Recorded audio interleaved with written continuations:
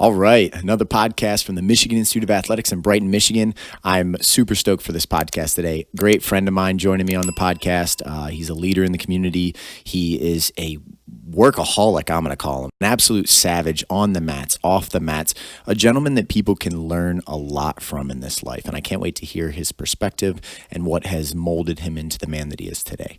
Right before we get into it, I'm going to shout out VetLife. VetLife is a 501c3 nonprofit company. It's a company of veterans for veterans. Every veteran faces struggles transitioning from active duty back to normal civilian life, and VetLife is there to ease that transition. For more information, please contact VetLife through Facebook or Instagram, or check out their website at vetlifetoday.org. So let's get right into this podcast. I am joined by none other than Jason Zawacki, jiu-jitsu coach here in this building, ran the morning program for a long time, purple belt, extremely good grappler, and you're one of the, what is your actual official title within the company that you work at? Well, right now, I would actually call myself more of a consultant to him, to the owner of the company. I've been with them for right around 20 years now. I thought it was 21, but it's 20. The father retired recently, and the son, it's a lot to handle with not having dad around. So when dad retired, he asked me to come in and help him. You know, we have anywhere from 18 to 25 guys working through the shop, plus the warehouse, plus the... And what's the name of the company? It's Carpet Workroom. Carpet Workroom. Yeah, so I apologize if the language gets out of hand. Don't take it against the Carpet Workroom. But yeah, basically I've been an installer. I've been a commercial installer for since I got out of the Army. And 2 weeks after I got out of the Army, boom, here you go. And my buddy's dad, who's the one who was basically the same position I'm in now, was there doing this when I came out. And I've known him since I was 3. He's a really hard worker, but he's not somebody you actually want to spend a whole lot of time working with. But he's when it comes to the trade, he's second to none. And attention to detail. So he saw that, and his son, my friend, he's one of the best I've ever seen. But like most installers, they didn't really want to expand. They just want to go in there and they want to work and go home. So let's start to talk a little bit about what makes you you, because that's what I want to build a lot of this podcast around. And I'm sure your family's going to love this. Friends of yours are going to love this.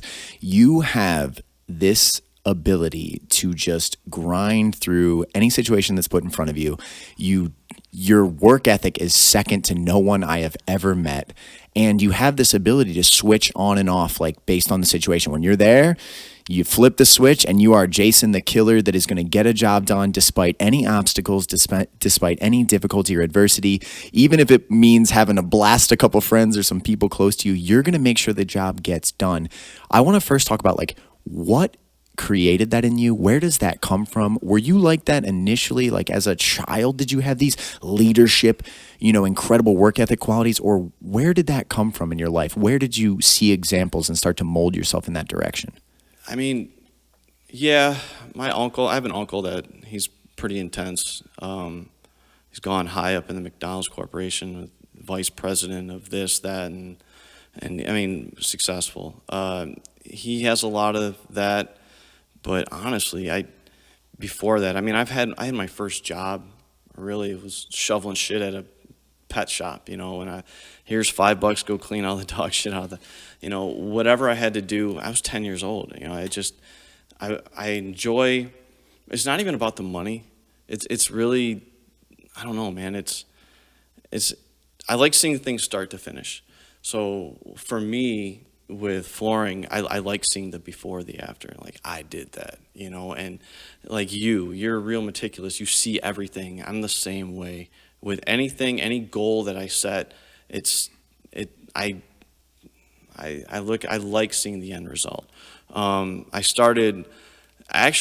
was a decent student up until about my sophomore year, and then I don't know what it was, started skipping school. It was a real pain in the ass for my mom. actually, my dad wasn't. We had a period of time where I went 8 years without seeing my dad. So my mom had a lot on her plate dealing with that, and I have a special needs sister that was born pretty much around that time. So she had her hands full. So instead of dealing with it, she yanked me out of school and she homeschooled me my last 2 years. She went through some school in Florida, and I could pretty much set my hours. So mom would wake me up at 4 o'clock in the morning. I'm a 16-year-old kid. I'm up at 4 in the morning, and I would cram through it by 8 o'clock so I could be at work at 9. And I would work from 9 until 9, working at the pet shop. I sold dogs. And when I did it, I wanted to know everything about the animal. I wanted to know everything about the breed, everything about, we got into exotic animals, and that got really interesting to me. I mean, you name it, we dealt with it. I've been bit by it. I've been attacked by it. I've handled it. But it was always, that's how it was. It was a 12-hour day, 6 days a week. I've always just I like work. I like grinding. I want to be the best. You basically, I mean, you became like the man of the house at a super young age. Your mom put your responsibility on you to either step up or fail. You started going to work, you started grinding, and you are an extremely passionately driven person. I can tell, like, when you were speaking about I like seeing a job from start to finish, you carved a custom scorpion into the floor in the middle of the hallway just because you could, and because it made it better. It made it more unique. You had like a special touch on it. You know what I mean? It wasn't just like, hey man, I slapped down some flooring for you. There, you're all set. You were like, I'm going to create something that is special or something that's unique. And I see those things and I value those things a lot. Like, it is on a regular basis when I walk in this building and I see that scorpion carved in that hallway. It's weird. It means a lot to me because you took the energy to not do a good job, not even do a great job. If you did flooring, that's a great job. You know what I mean? If you cut it well and you did an exceptional job. You take your business and almost turn it into a little bit of an art form, the same way that I think it's a part of your personality type. You have to know every single species when you're being involved with a pet shop. When you're on the mat with jiu-jitsu, you want to know every detail for how I rotate this ankle. Why does this bind this ligament? Why is the knee controlled like this? It's just the type of personality you have. And I think we're very similar in that way, where anything I do, I almost get consumed by it. Like, if I'm going to start a podcast, I don't want to hire an editor. I don't want someone to teach me how to do lights. I don't want to, have it explain to me how to set up cameras. I want to learn every single detail because something about that is fulfilling. Why is it fulfilling for you? Because why are you willing to do that extra work that most people would be like, man, that's going to take me so much more time. There's so much more effort. I could mess up. But yet to us, we don't think like that. I would just do those things because it like matters to me. Why do you think it is? Why do you have that quality? I care about what I do. I mean, I always have. You're putting your name behind it. Right. It's like I walk into every room that I do, and it's not just the room. I mean, it was the same thing in the military. It was the same thing, being a dad. Those are my kids. They're a reflection of me. If I got some kid that's disrespectful to an 80-year-old man or an 80-year-old woman, well, that's a direct reflection of me. I mean, kids are going to do their own thing at a certain age. They're going to do their, but my priorities for me, I mean, it's not just some bullshit thing. My priorities have always been my family. And really to break that one down, I didn't, in order to work all the time, and there's 100 guys out there. I mean, more than that. There's thousands of guys out there that can put down a floor. There's thousands of guys out there that know how to do, whether it's carpet or hard surface or whatever. But there's a select few that can do it all. And there's a select few that can do the things like carving into a floor. And there's a select few that are willing to go to work when they're sick, when they're hurt, when they're broken. And to be honest, a big part of it is I wanted to make sure that I was working and my family was fed. That's really, there's been times where you push through no matter what because of I got bills to pay. I don't get paid by the hour. I get paid, I always have. I've always been a contractor where I get paid for what I do. And to be honest, I would rather it be that way. It promotes hard work. I mean, you're not just showing up to a job and knowing you're getting a paycheck no matter what. If you go out there and you crush it, you develop your skills, you become a more efficient worker, you learn processes that make you, more effective on the job, you get rewarded for that. Yeah. And that's really what it was. And the work ethic, I've always had the work ethic, but what I didn't have was I would hit walls where it's like, well, shit, I've had enough. I'm done. It's a long day. Screw it. I'm gonna go home. I don't want to go to work tomorrow, but I will go to work tomorrow. But I don't. I physically probably can't. And I thought that when I was younger that I could push through a lot of stuff. But when I went in the military, there was a couple instances where, you're in basic and they're pushing you through, and you're trying to just kind of blend in and get through that. And there's periods where, like when I was in basic, where it's like, okay, well, shit, maybe I fucked up. Maybe this was a mistake. Let's just go home. Let's get a real job. Let's get a normal job and just grind. And I can do that. But the idea of quitting, there are guys who quit. There's guys who quit in basic. I mean, you can't just walk up and say, I quit. But believe me, if there are ways to get out. I've seen guys piss their bed multiple nights that just say they had a bed wedding problem to get kicked out in basic. But the idea of quitting, I've always hated that. But when you get out of basic and you start getting into so my story, okay, so how it worked out for me, I always wanted to be a cop. So I did the homeschool thing. I graduated pretty quick. It was kind of a go at your own pace, but if you get done sooner, this program my mom had me in. So I'm working 60 hours a week, plus I'm going to school for that. I think I did my first semester of college. I think I was still 17. I'm pretty sure I was 17 at the time. So I started out with accounting classes. I was like, no, this isn't for me. I want to get into the grind. I always liked, I don't want to say action, but I like moving. I can't be in one place for very long. Sitting at a desk would drive me nuts. So I wanted to be a cop. I decided I was going to be a cop, and I started going for criminal justice, and Detroit Police Department was hiring. And I was like, well, you know what? 18, you can get hired as a Detroit cop. Fuck it, I'm going to go apply as a Detroit cop. And I ended up moving with my grandmother at the time because my mom was building a house. And I tried the apartment for a few months, or like 6 months with a couple of my buddies. It was just too much for me. 17-year-old kid apartment, working all the time. I never used it. My grandmother needed help, so I moved in with her. Well, where she lived surrounded by, at the time, all the Detroit police and firemen. They all lived on the border of the city. Now they can live outside. So I had all these surrounding cops, and they said, well, yeah, go apply, put our name down, blah, blah, blah, blah. And then I had a couple of them come to me and say, well, look, if you really want a career in law enforcement, go in the military. They're like, they're the first people that they hire. It like puts you at the top of the list, according to a couple of the guys I talked to. Next day, I went to the recruiter. I went to the recruiter that day, and I actually wanted to be an MP, and I started thinking more and more about it, and I had a couple people get in my ear about, well, maybe you go into Ranger battalions and go infantry, and so I signed a Ranger contract, and I joined. I went, you go to basic, go to airborne school. I went through basic, and in airborne school, I broke my foot on a jump.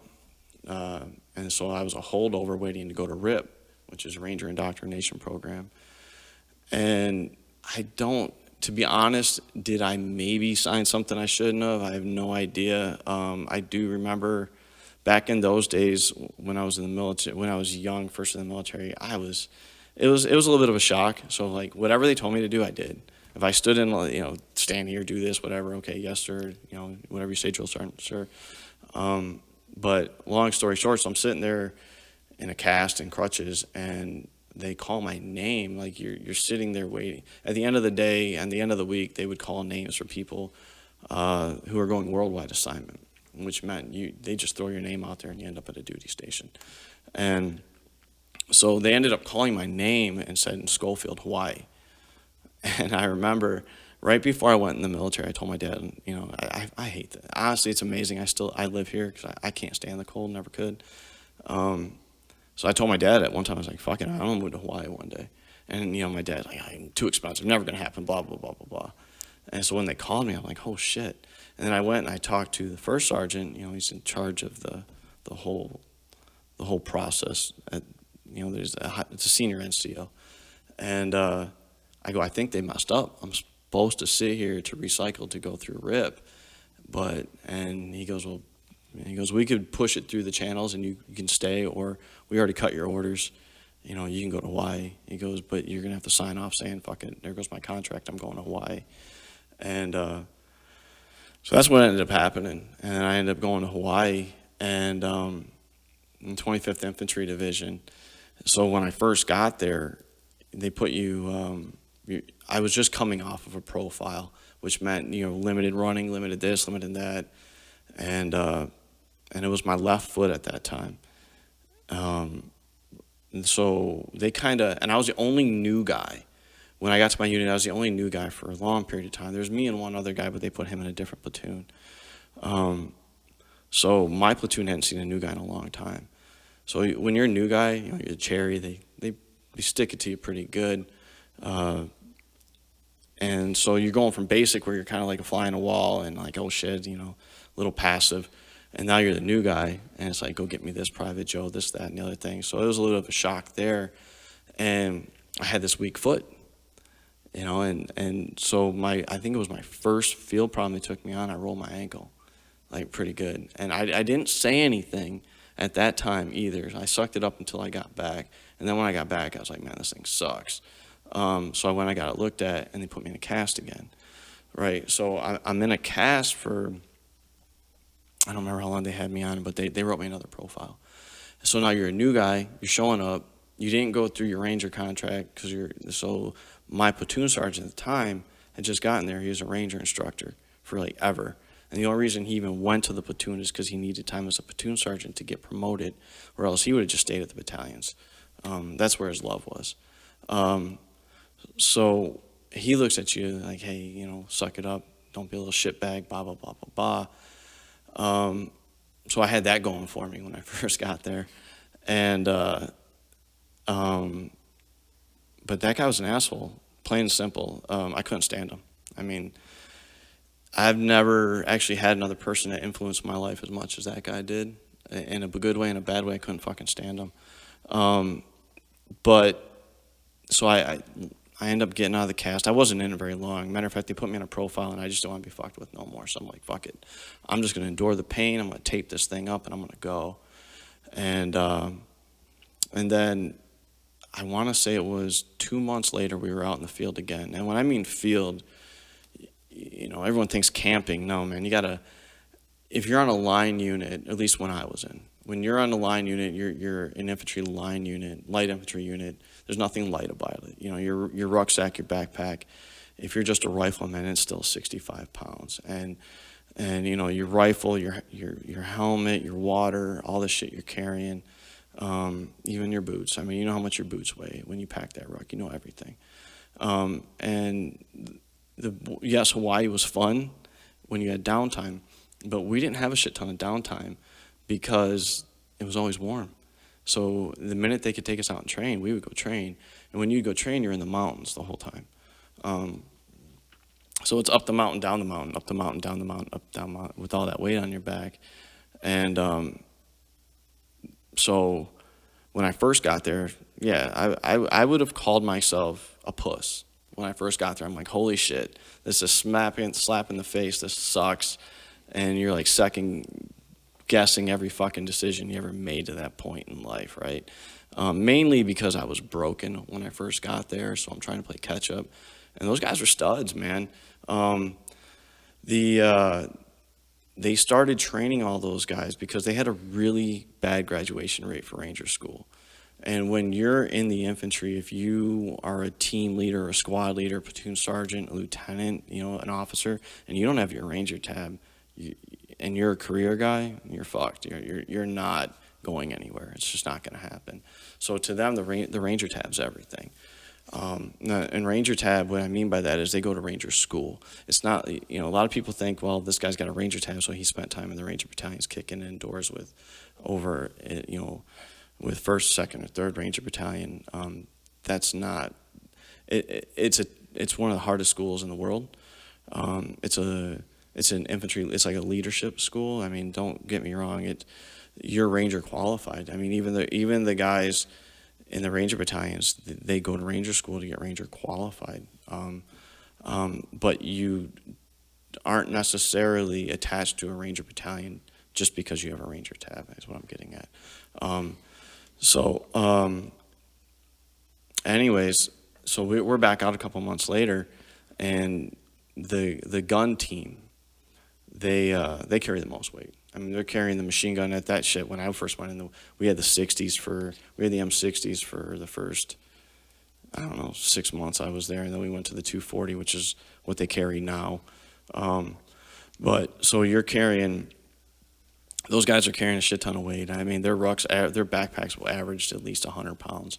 100 rounds of 7.62 is like 7.7 pounds, plus the gun, plus all that shit. Well, the assistant gunner, a buddy of mine, he ended up rolling his ankle. He broke his ankle at the bottom in the valley, right? So our platoons, I'm going to leave some names out of this because I have some of these guys on Facebook, and I don't want, if I throw names out there, but so my platoon sergeant at the time, he thought it would be, it's a real life situation. We're going to carry him out, right? So we carried him up this, granted, we didn't go the more difficult way. We did take him out another way, and then they trucked him out.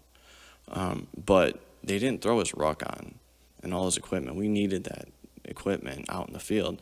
So here I am, like, here, take this 100-pound ruck.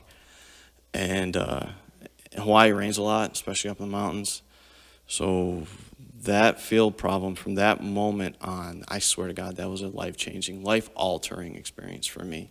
I want to say I became a man on that mountain, because there was times, like, you're carrying this, I'm not used to that. I mean, I'm just a new guy.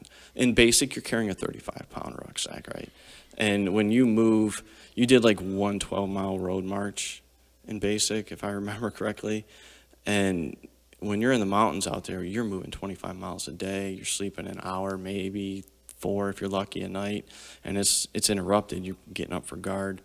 Some nights are a little bit longer, you get more, but the guy we had at the time, he was dead set. I mean, the guy's a Ranger instructor forever. He's like, we are going to train as if we are a Ranger battalion, and you fuckers are all going to graduate Ranger school, and if you don't, your ass is mine when you get back. Don't fuck this up. I mean, that's pretty much how he dealt with you. So he throws this, they throw the ruck on my back, and I get thrown into weapons squad, basically. I was an AG, and it's pouring rain. It's up the mountain, down the mountain, and they got us lost. The platoon sergeant, he was a brilliant fucking soldier, and he made you learn. Like, so the guy was at least the shittiest guy at land nav, he'd put him out on point. Like, here you go, guide us. This is where we need to go. Get us there. So if we got lost, fuck you, figure it out, and he would help you, but he would let you make mistakes. And so we're climbing up the side of this mountain, and it's pouring rain. I mean, the side of this mountain was just muck and shit, and you're literally punching into the side of the mountain to try to climb up it, and you're like halfway up and you're looking down. It's like, shit, I fall, I'm dead. And I remember thinking, I was halfway up. We were going all day, but I was halfway up. I'm like, I can't fucking go anymore. Like, I can't move. Like, I don't think I can pull my arm out again and punch into this mountain one more time and try to grab a root to hang on. And I had slid down a little bit, and he comes down this, he's in his 40s, man. He's just cock diesel coming down the damn thing after me, sliding down, get your fucking ass up there, blah, blah, blah, blah, blah, blah, blah, blah, blah, blah. You can do it. Don't fucking think you can't, blah, blah, blah, blah, blah. And in one mind, I'm thinking, God, can I just pull him down this mountain with me right now? And then the other one is like, all right, I'm going to take 2 more steps. That's all I'm going to do. I'm going to try 2 more, and I'm going to go. and then 2 more led to 4, and then 6. But at that moment, like I want to say it was the SEALs. When a SEAL came up with this term, the 40% rule, I lived by it. And these guys in this gym could definitely live by it. When you think you're done, I mean, completely spent, got nothing fucking left, I mean, you really only have 40%. And I got to the top, I made it down, I made it up the next one, I made it down, and I kept going and going and going, and I was fine. But, I mean, like a calm came over me at one point. It's like, fuck, I'm gonna die. I just can't go any further. I'm just gonna fucking die. And but I had a few experiences like that when I was in the Army. You know, I never shipped, I never went, which that for me personally, you know, I had a lot of friends that did, and I got out right before it happened, and it drove me nuts, to be honest. I tried like hell to go back in. I couldn't get waivers. If I would have tried going back in, if I'd have tried going back in a few months earlier than I did, apparently there's like a 6-month little leeway thing. I could have got waivers. But, I mean, I had a lot of injuries when I was in, and I pushed through them all. But they wouldn't let me back in because of it. You know what I mean? So I never went, but I did. The experiences I had in those 4+ years, you know, it's too bad that everyone can't go through and at least a year or two of it, because especially with the generation now, who they're not really seeing, they have it in them. They have it. They don't. A lot of them don't realize they have it because we've kind of coddled them so much. You know, part of it is, you know, we're not around as parents as much as probably, you know, they always had mom home back in the day, and there wasn't, you know, we don't push them like they used to before. But, you know, I could go on forever about being in the military and how much it did that. But, you know, that guy, that platoon sergeant, throughout, and he ended up getting in trouble actually for being the way he was. We were in Louisiana, and yeah, he took it a little too far a couple times. But that guy, he would push you and push you and push you and push you, and yeah, as much of an asshole as he was, I swear to God, the guy, like, from anything from tying a knot to, you know, he used to say things like, we would be on an assault, you know, training, and you know, some guy you wear like they call it miles gear. It's kind of like laser tag. When you shoot a blank, it shoots out a thing, and you know, so you have to simulate. The guy goes down. He's hit, and the natural response usually that is when a guy goes down next to you is you want to help him, right? And the Rangers have this thing, you know, they leave no one behind. So you're like reaching down to go help your buddy, or even if a guy got hurt, guys get hurt all the time, and we had guys die out in training. In some series, we had a guy get paralyzed. We had Blackhawks go down. Everyone died on the one, and everyone got fucked up on the other one. So, you know, this shit happens all the time. So your natural instinct, especially those guys are your brothers, you know, it's like reach down, and he would scream at you like, don't fucking stop. You got to fight the battle in front of you first. You kill the motherfucker in front of you, then you come back and you help. I mean, but all those little things that I treat it with work, right? So, you know, I can't worry. I know that the furniture's coming on this job, or this trade's coming through, or this person's. I'm not going to worry about, you know, like maybe the sidewall being cut in right now. I'm going to blast through and get the whole middle section done, because that's my main objective at the time, so I can get this, you know, the next project to come through. Then I'll come back and I'll worry about that after the fact. Or it goes on and on. I mean, and the shitty thing about it is he wasn't a good dude, right? So my buddy, my best friend, he was a Green Beret, or he recently retired Green Beret, and he was in my platoon when we first started, and this guy, our platoon sergeant, couldn't stand him. I mean, I'll say Jason's name, but I won't say his last, because I could talk about him forever, and he's another big reason why I'm the way, or why I work as hard as I do, is because of my buddy Jason. But anyways, Jason, you want to talk about a goal? We should bring him in here one day. I'm going to talk him into it, because you're talking about a Green Beret, and he's gone on to do, which I'm not going to talk about. He kicked my ass if he heard it, but he's gone on to do a lot of other things for the government.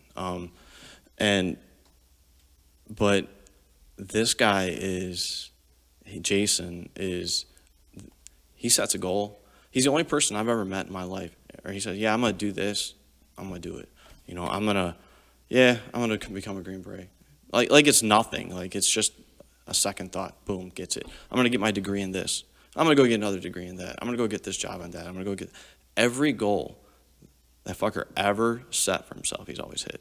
And it's actually annoying to a point, but he pushes me at the same time. So, but our platoon sergeant, the asshole, he traded him. I mean, we would get, it was weird. You would have, in the Army, they would trade guys. Like platoons would just trade. I'll give you so-and-so, you take so-and-so. I got traded. I got traded from the first squad to the weapons squad. Like, I didn't stay when we got done with that field problem and I was carrying and I was attached. I didn't stay there. I went back to my line unit, or my line squad when I got back. But I ended up getting traded just like Jason did. It was in Japan. I got pretty hammered one night when we were in Japan, and my squad leader would not promote. What it was when I got back from the field problem, I started taking my job extremely serious. Before it was just fly on a wall, absorb. Then it's like, okay, well, you know what? I'm here. I'm not going anywhere. I'm stuck here for 4 years. I might as well embrace it. So I started reading as much shit as I could. Ranger handbook, everything. I wanted to know everything. So they noticed that. They noticed that you're in the gym after work, before work, trying to recover the injuries I had. So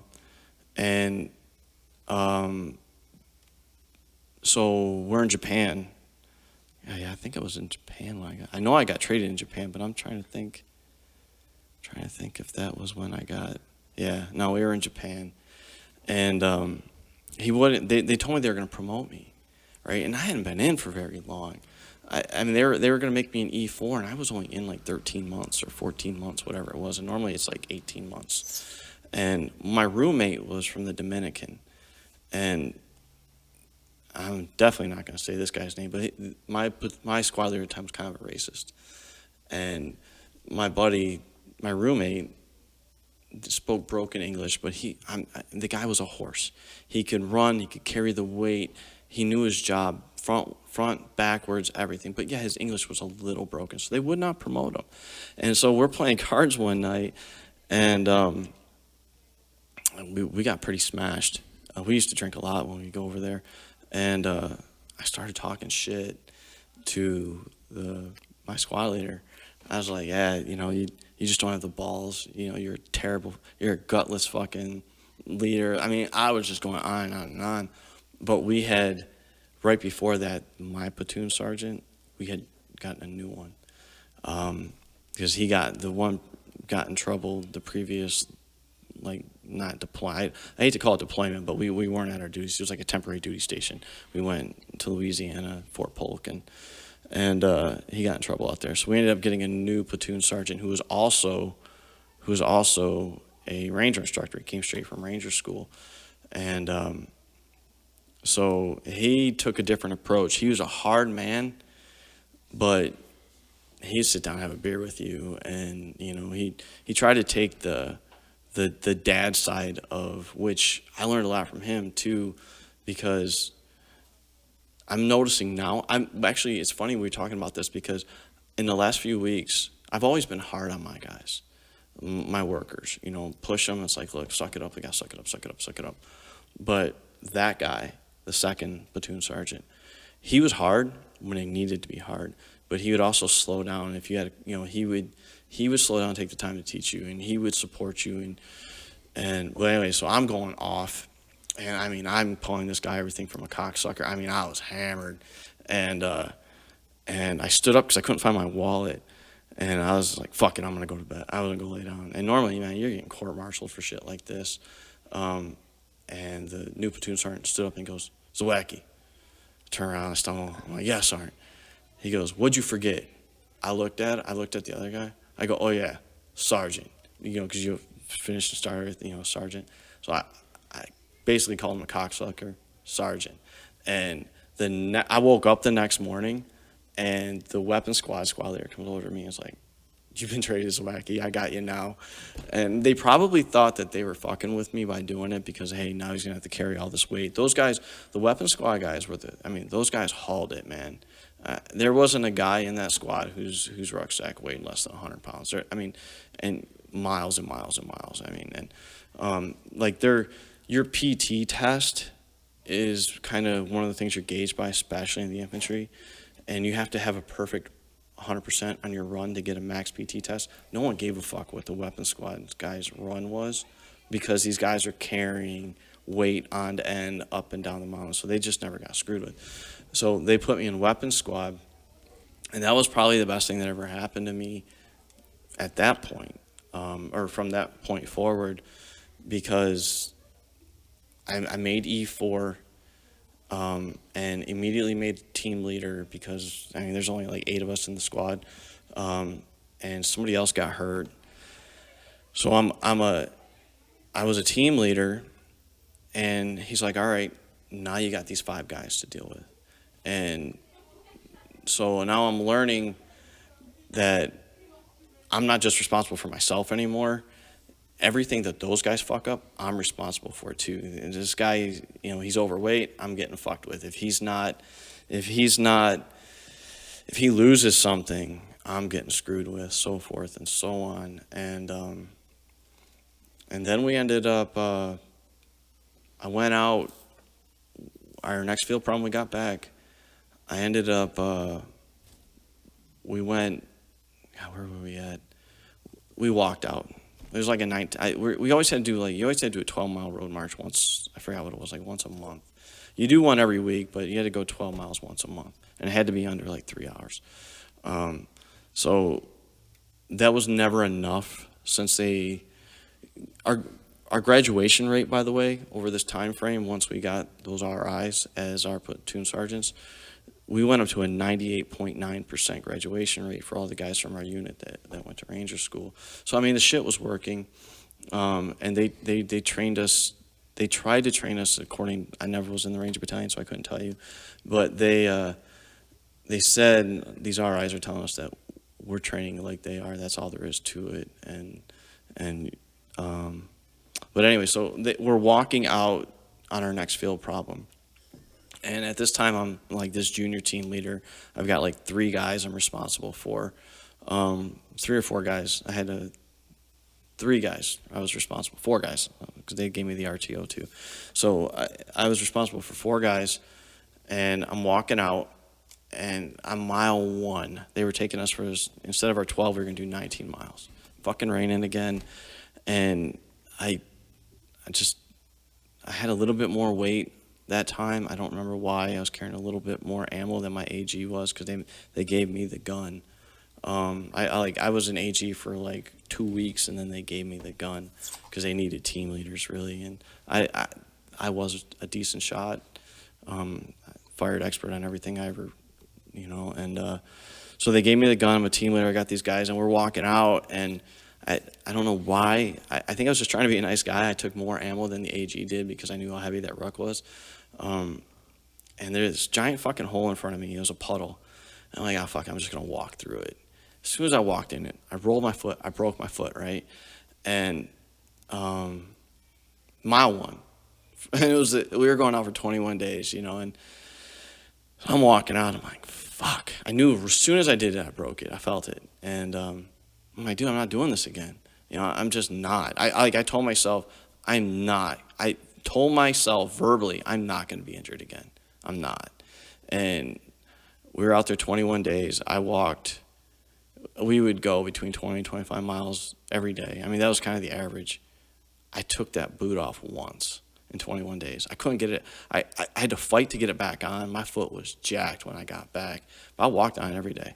And I was like, I just told myself, like, yeah, it's broke. I'm not going to fucking be injured today. And then when I got back, things were different. Like, everybody, like, they knew I broke it, and I still didn't. We got back to the rear. I waited another 3 weeks, and I went, and we had this shitty-ass run we used to do in Waikiki, or in Honolulu. They called it the Aloha Run, I think is what they called it. But it was like 12 miles at this ridiculously slow pace, which hurt like a bitch to run on. And I finally said, screw it. I went, and I got it looked at, and they said, yeah, this thing's destroyed. And they put me in a cast again. And I thought I'm going to get fucked with. Okay, it's like, God damn it, not again. I just made team leader. I gained some respect. But at that point, it changed. Like, I was already had a lot of respect. I don't want to say I didn't, but the guys liked that I would stand up for my guys. I would. Even if they weren't in my squad or my platoon, I don't like seeing guys get shit on. I can't stand it. And a lot of times you'll see, even in the trades or in the military, you'd see it, someone just have a vendetta against somebody. And it used to drive me nuts. I'd call them out, there's always beer. We drank a lot, and shit would get called out when you had a few beers and you back at the barracks or shit, even if we were still in uniform, it didn't matter. But I hate seeing guys get shit on. So I had that respect because I stand up for those guys, for the E3s on down. But when I put up with that foot, I gained a lot of respect. And when I came back, they could have just tried to medical board me out if they really wanted to. They could have pushed it. Or they could have just been a dick, put me on every shit detail that they could find. But instead, they noticed that I was being serious about the job, and here, study, go to the gym, lift. Here, study, go to the gym, lift. Here, study, go to the gym, lift. And I get thrown on duty a lot, which means 24-hour duty. And I got to meet a lot of people. I got to meet a lot of the colonels, the lieutenant colonels, which opened doors because then me and Jason were the only two that golfed out of the enlisted guys. So you're building relationships with them, which helped me later on because I'd get in trouble. And it would get brushed under the rug because I had these little connections. It was good. I took pride in the job. Like, we would completely screw off on the weekends. To epic proportions. Those stories are a podcast probably all in themselves. But during the week, man, we were dead serious about our job. And the funny thing about the broken foot is, so Jason went to the Q course, or not Q course, I'm sorry, selections. He was, I gotta be careful what I say about him, but he was active guard, and then decided he was gonna go active duty. He was an E5 in the guard, and when you go active, they bump you down one. So he was an E4 when he came in. So at that time, we were the same rank. He came in, I take that back. I was a 3 when he came in, and but at this time when he went off to selections, he was a 4 and I was a 4. And I swear to God, I think we broke our foot on the same day. But so he's in selections, and selections isn't like Ranger School where they'll send you back through and recycle you. They don't let you know if you're failing or passing or whatever. You make it all the way to the end, and they have you in a formation like, yeah, I'm sorry. You have an information either you made or you didn't. And so he knew that, and the last thing that they do, one of the last things that they do is they throw him on a road march. They don't tell him how long it's going for. They just send him. And so he's in a cast. I think he broke his foot the day before. So he's in a cast, and this crazy fucker pulls out a knife and he just cuts his cast off, throws his boots on, and he throws his ruck on. He lines up for the road march, and so they just let him go. I think I forgot how long he said he went, but that's not the only thing that got him selected. But they see that, so he got selected. for Special Forces then, but he had a contract for Hawaii, and you owe Hawaii 3 years. It's considered to be an overseas duty station. So when he came back, he had already been selected for Special Forces, which I was always pissed because they would send me to this doctor, and we broke our foot on the same day, same injury, and they're sending him off these fucking specialists. I'm like, you dick, this is messed up. Well, it's because he had already been selected for Special Forces. But we'd go to the gym together, we'd hit it pretty hard all the time, and then when I got off that, he was already selected, so he's motivated. And, EIB, all this shit that we do, our expert infantry badges, all this stuff. And so Jason and I, and I mean, we partied, man. We'd organize these huge parties on the weekends, but we would go hungover. Like, we knew guys out at the ranges. We would go completely hungover, load up our ruck, fill up a Camelback with, 60 ounces of Bud Light, and we would go practice land nav out at the range. Or, we would simulate kicking in doors, anything we could, because he was a team leader at the time, I was a team leader at the time, and we were doing all that. And so every time we would go to Waikiki, and we'd end up in a bar fight, or someone would end up getting in trouble, we would get called in. Well, a lot of it would go underneath, like, hey, stop fucking around, but you're doing a good job, keep your soldiers going, blah, blah, blah, blah, blah. And my lieutenant was one of the only lieutenants that you'd probably ever see. I can't remember seeing another one that didn't have his Ranger tab when he got to our unit. So, and he was, by no fault, I don't remember why, but the guy was a beast. He's a good dude too. But they sent him off to Ranger school, and he ended up breaking his back. He tough fucker too, because he didn't recycle. He went through with a broken back and graduated, but they sent him home to recover, and he was gone. We didn't have him for like a year, and we were expecting to get a new lieutenant, but no, they were going to keep him with us. So everyone got bumped up, and this is when a lot of where you're really thrusted into leadership at this time for me, because you got in an infantry, at least when I was in an infantry unit, the senior squad leader is the one who's in charge of weapons squad, right? So when everyone gets bumped up, he goes to become the platoon sergeant, and they don't just take the next senior squad leader and start shifting squad, or at least we didn't. They took the senior team leader in weapons squad and made him a squad leader. So they bumped us all. They made us all. I mean, it's just a lateral promotion, but they gave me my corporal stripes. And Jason also, I can't remember why he got his, but anyways, but Jason was in 3rd platoon, I was in 2nd, and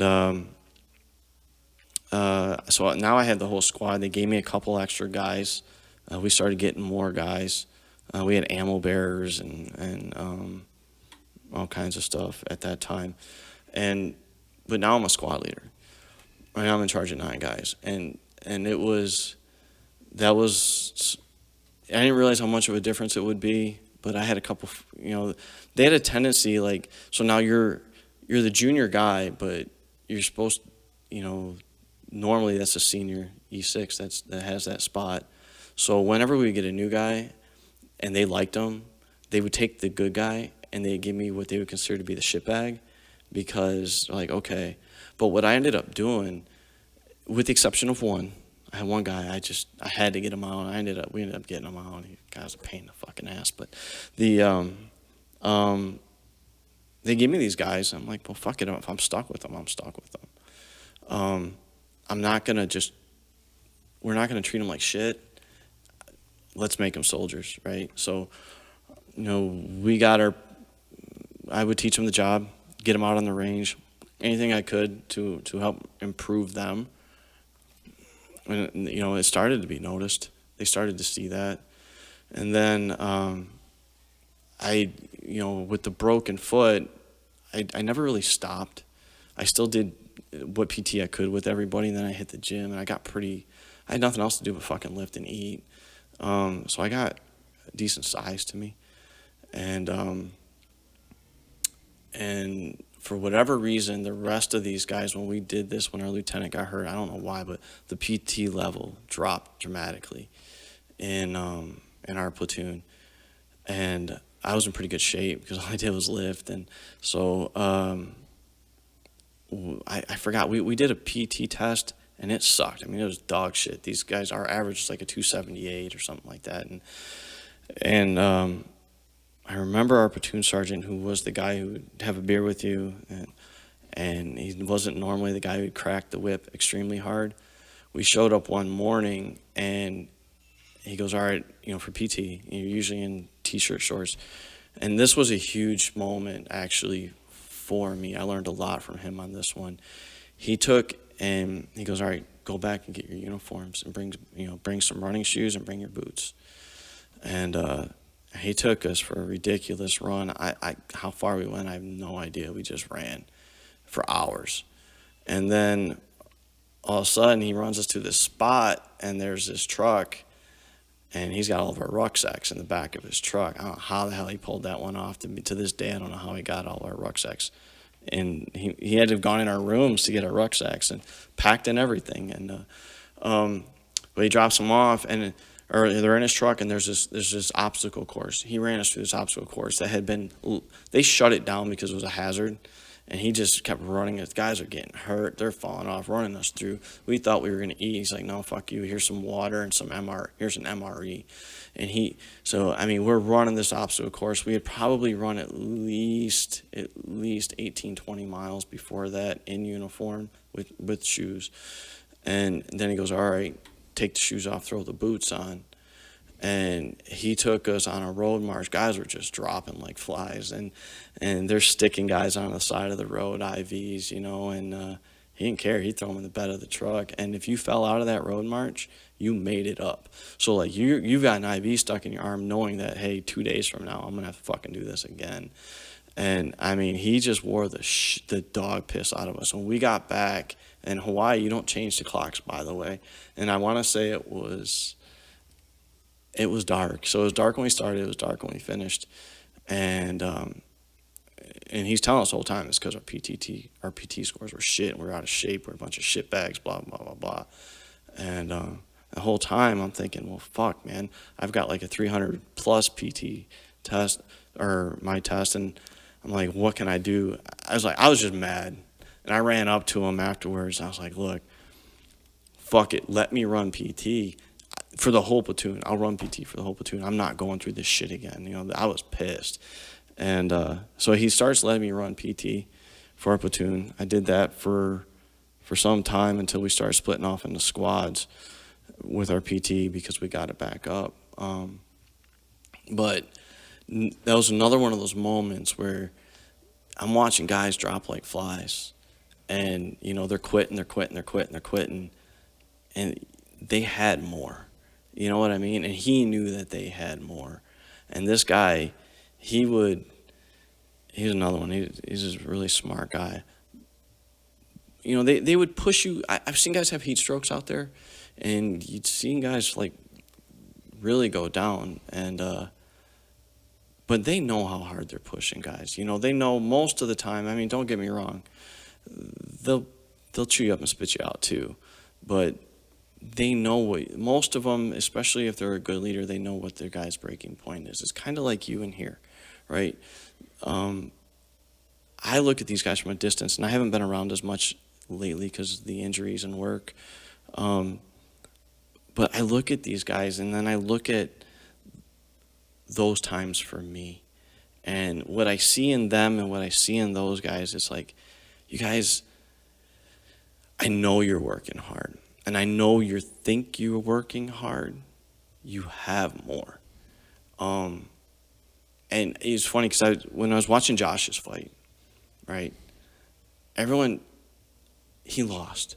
But Josh, mark my words, because these moments, I've got a couple, the broken foot moment where I just pushed. I look back at that moment all the time. Like, there's been times where I've been on jobs like, fuck, I can't even stand anymore. I've been going for 22 hours. My back's killing me. My knee's killing me. It's like, dude, I went 21 days. This isn't shit, right? Josh, he'll look back at that moment one day, And I sat there watching that fight. And, I mean, I'm not his uncle or his dad. I was so proud of him and how hard he persevered and kept going in that fight. Fuck the win, fuck the loss. He pushed. And he lived through the 40% rule. He lived through it because I know he was fucking cooked. I know he was. You could see it, but there was no quit. He went beyond that barrier and he kept fucking going. And I looked at Vin, my son, and I was like, dude, I'm fucking proud of him. I'm like, holy shit. And Vin's like, yeah, but I think he lost. I'm like, he didn't lose. And I'm not talking about the scorecard. He didn't fucking lose. He won big. Like that's a life lesson. When you have a life lesson, you're winning. I don't care what the record says. You just won. Some of the best life lessons I've had on jobs are the ones I fucked up. Right? I mean, and I don't go into a job thinking I'm going to half-ass this, but, I've called the owner of the shop at 2 o'clock in the morning. That's what I love about the guy. And that's why I've tried to stay loyal to him. I can call the guy at 2 o'clock in the morning, and it's like, I fucked up. The door was locked. I couldn't tell which direction this was going. I ran the whole thing the wrong fucking way. And because he knows me, and he knows that I'm my own worst critic, and that I take so much pride in the work that I do, he doesn't like rub my face in it. He's like, it's not a big deal, man. He goes, do you need me to come out there and help you?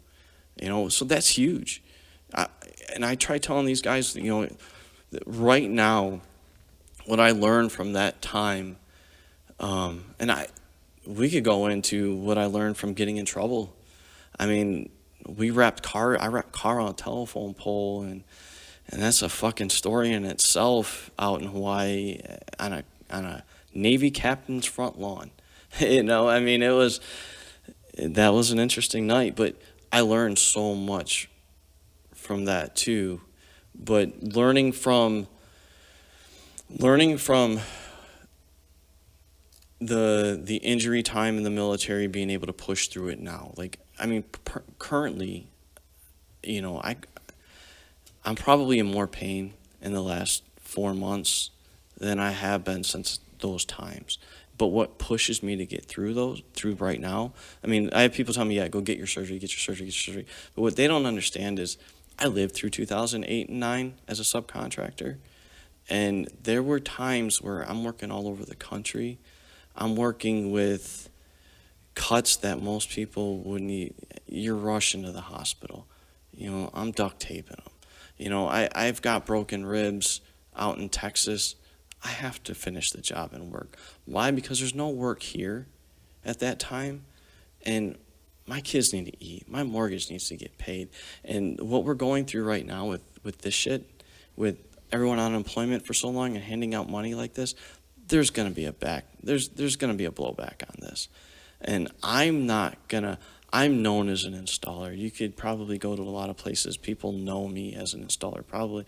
I've worked all over this country. If it comes nut cutting time and I got to put knee pads on to feed my family, I'm putting knee pads on to feed my family. And if that's 2 months removed from a fucking knee surgery, oh fucking well, it's going to be 2 months removed from a knee surgery. So if I can suck it up now and wait and see what it's going to be like a year from now, and I can just tolerate it, then I'm going to fucking tolerate it. But the only reason I can tolerate it is because I learned back when I was a 21, 22-year-old kid that I could do it back then, and things aren't as bad. You got a broken finger, broken foot, broken whatever. There's still so many other fucking things you can do. Even in here, right? You got a broken hand. Well, I'm not telling you to go full bore. You can still come out here. You can watch tape. You can watch the class. You can drill. Especially if you have nothing fucking else you're doing, right? You can always get better. I mean, me, Danny, and Brian, we watch so much video, and it kills me to not be able to actually go live. The reason I don't come in here is because I can't fucking stop myself from going live. And I know as a grown-ass man, the last thing I need to be doing right now is shred my shoulder and my knee anymore. But when I look at these kids, and now's your time.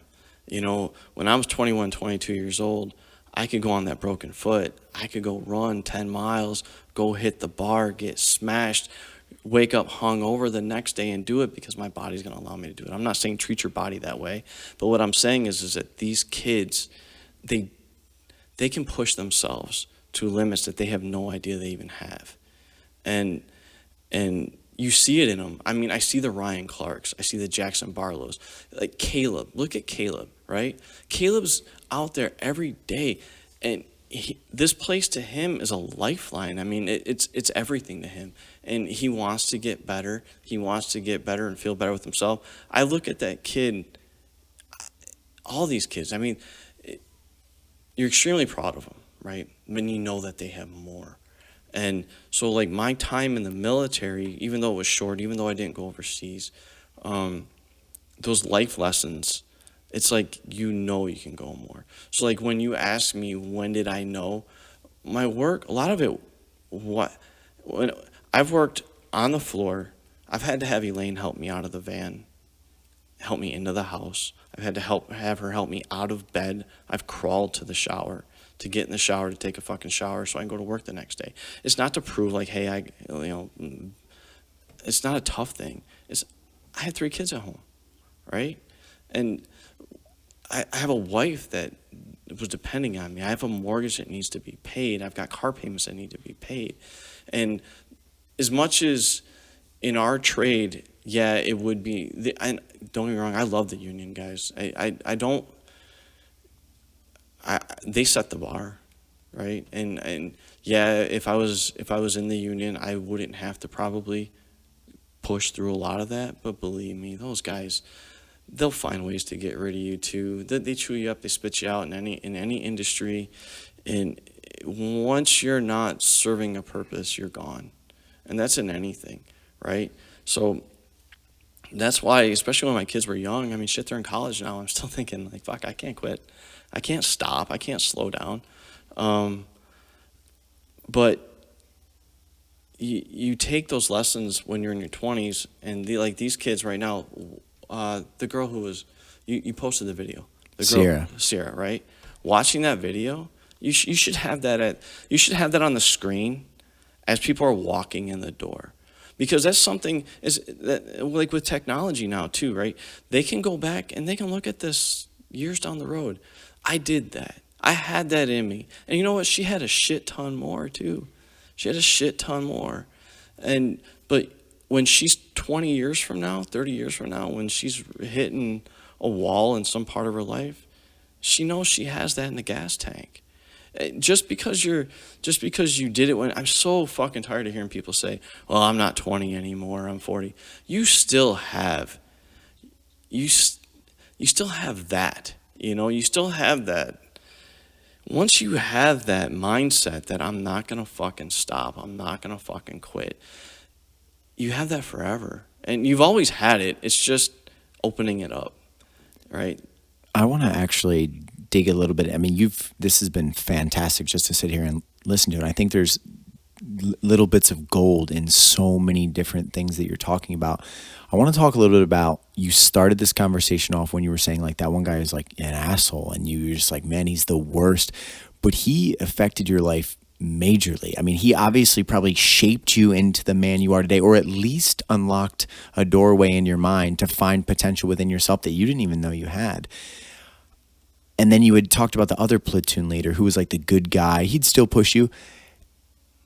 In a way, you almost can't be the good guy, dad, buddy, I'm your friend, I'm here to help you, I'm here to teach you the lessons, and yet create that same extreme effect that the other gentleman did, because through that hatred for him, or like just that frustration and anger and him being on your back, and your brain was already telling you, I can't go any further, you don't understand, I'm done. Because people get to that and they get to it so much earlier than they're actually done, right? But if that's your buddy and your dad figure, and then you plead your case to him and then he lets off you, you know what I mean?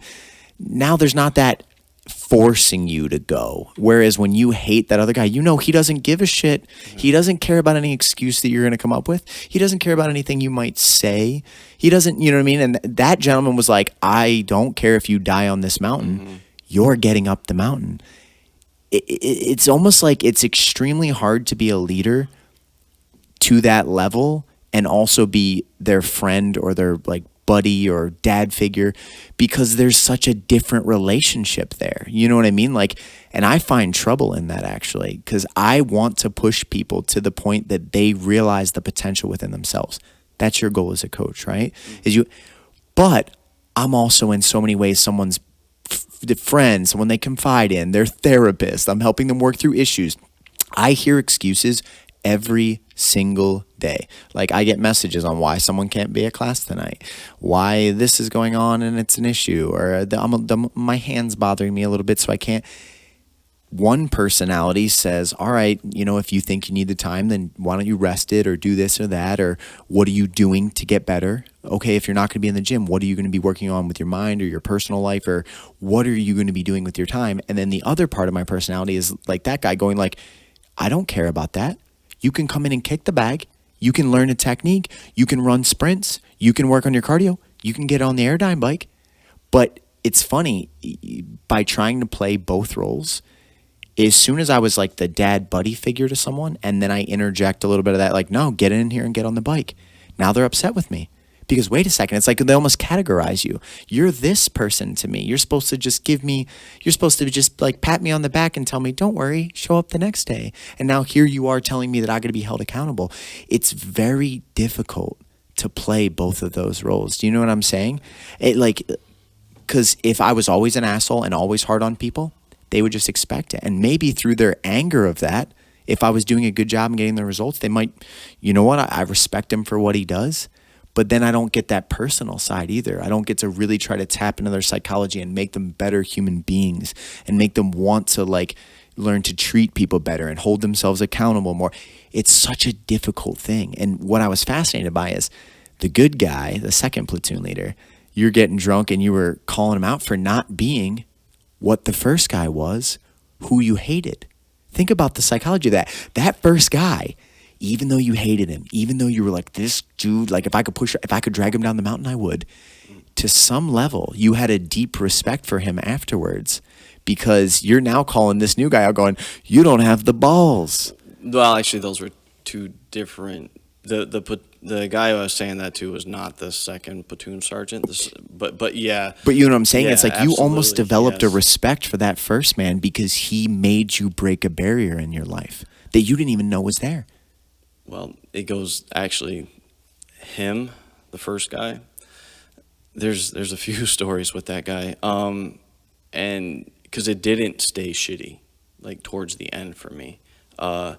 So we used to play tackle football. We used to play tackle football on base. We did this. I can't remember. It was like every Thursday or Friday, and we ended up. The commanding general was running by one time and called him over and like, what are you fucking doing? You're going to injure these guys and they're going to be profile, blah, blah, blah, blah, blah. No more on my post ever again. And he kind of embarrassed him. I mean, the guy had been an RI, a ranger instructor, for so fucking long. He never really had a lot of people chew his ass, right? So that really pissed him off, for one. And for two, he's like, okay, well, fine, fuck you. I'm not going to do it on your pace. So what he would do is he would take us up to North Shore. And about this time, I want to say it was December, January, where the waves are fucking insane. That's where all the surfing shit goes on, because the waves are 50 feet fucking tall. And so we're out now playing football in the sand on the beach. And we'd play football for like, I want to say it's an hour, because he would take us out there for a couple hours. And football got intense. Like, my buddy Jason and I used to knock each other out. I mean, my first concussion that I can remember came from him playing football on that fucking beach. And, but anyway, so they always, I don't know why, I'd always play running back. And, this is Barry Sanders time, so you're still trying to mimic Barry Sanders. So I'm running, and I must have always kept my elbows up high. And I clipped him, like, on more than one occasion. And I had clipped him this one time pretty good, and he always had a shaved head, and I nicked him in the back of the head. And he jumps up, and he goes, fuck fuck you, Zawacki. He goes, the next fucking time you come through, I'm taking your fucking head off. Watch where you put your fucking elbows. I'm gonna kill you, you motherfucker. I mean, he's screaming at me. I'm like, oh shit. But I was like, all right, fuck yeah, cool, let's go. And he was a cock diesel dude, you know, and he's not a little guy. And he's like 42, but he carried it, man. And so the next time out, I'm like, fuck you, I'm coming. I'm like, give me the ball. Where's he at? I'm running right at him. And so sure as shit, man, he came around like a linebacker. I just lowered my head, and I gave him every fucking thing I had. And I knocked him back. I mean, he tackled me, but he went backwards. And then he looked at me again, and then next fucking play, here we go again. I'm like, all right, where the fuck is he? I'm going at him again, and knocked him back again. And he jumped up, and he hugged me. He goes, that's what I'm fucking talking about. Fuck yeah, I love that shit, right? And then he's like, all right, motherfuckers, everyone in the water. And he would make us tread water for it was usually 45 minutes about time. And some of these guys couldn't fucking swim, man. I mean, thankfully it's the ocean, it's salt water. But he'd throw us out there for 45 minutes. I'm thinking, God damn, man, is he pissed? What? Yeah, no, and I came back to shore, and yeah, he gave you the little hug, the one-man hug, and then from that, I mean, when he saw that I was doing the job, and he would go out of his way there after, I don't want to say from that point on, but I just started to notice a little bit more. When I started to take more, a lot of it was he wanted to see that you were taking the initiative on the job. I mean, don't get me wrong, the guy was an asshole. He ended up getting in trouble because we were in Fort Polk. He disobeyed a direct order. I mean, you really want to talk about it, because at that time, I still hated him. I couldn't stand the guy. Just because he was just kind of shitty with everybody. I mean, you learn to respect him, but he disobeyed a direct order from our lieutenant out in the field. And it was a shit. We lost water. I mean, it was 110, 112 degrees, no fucking water. I mean, I lost 40 pounds out there on that. And I want to say it was in 38 days, I lost like 42 pounds. But we had these forward observers with us, and he had these guys low crawling. They were E6s, and he had them low crawling in 100 and some degree weather because they fell asleep on guard. And I mean, but he wasn't letting us sleep.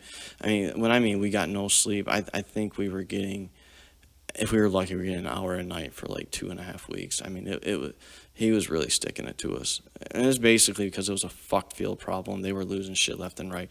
It's supposed to be the most realistic training that you get. I mean, they cache water. If you don't find it, you don't drink. They cache food. They give you the coordinates. You don't find it, you don't fucking eat, man.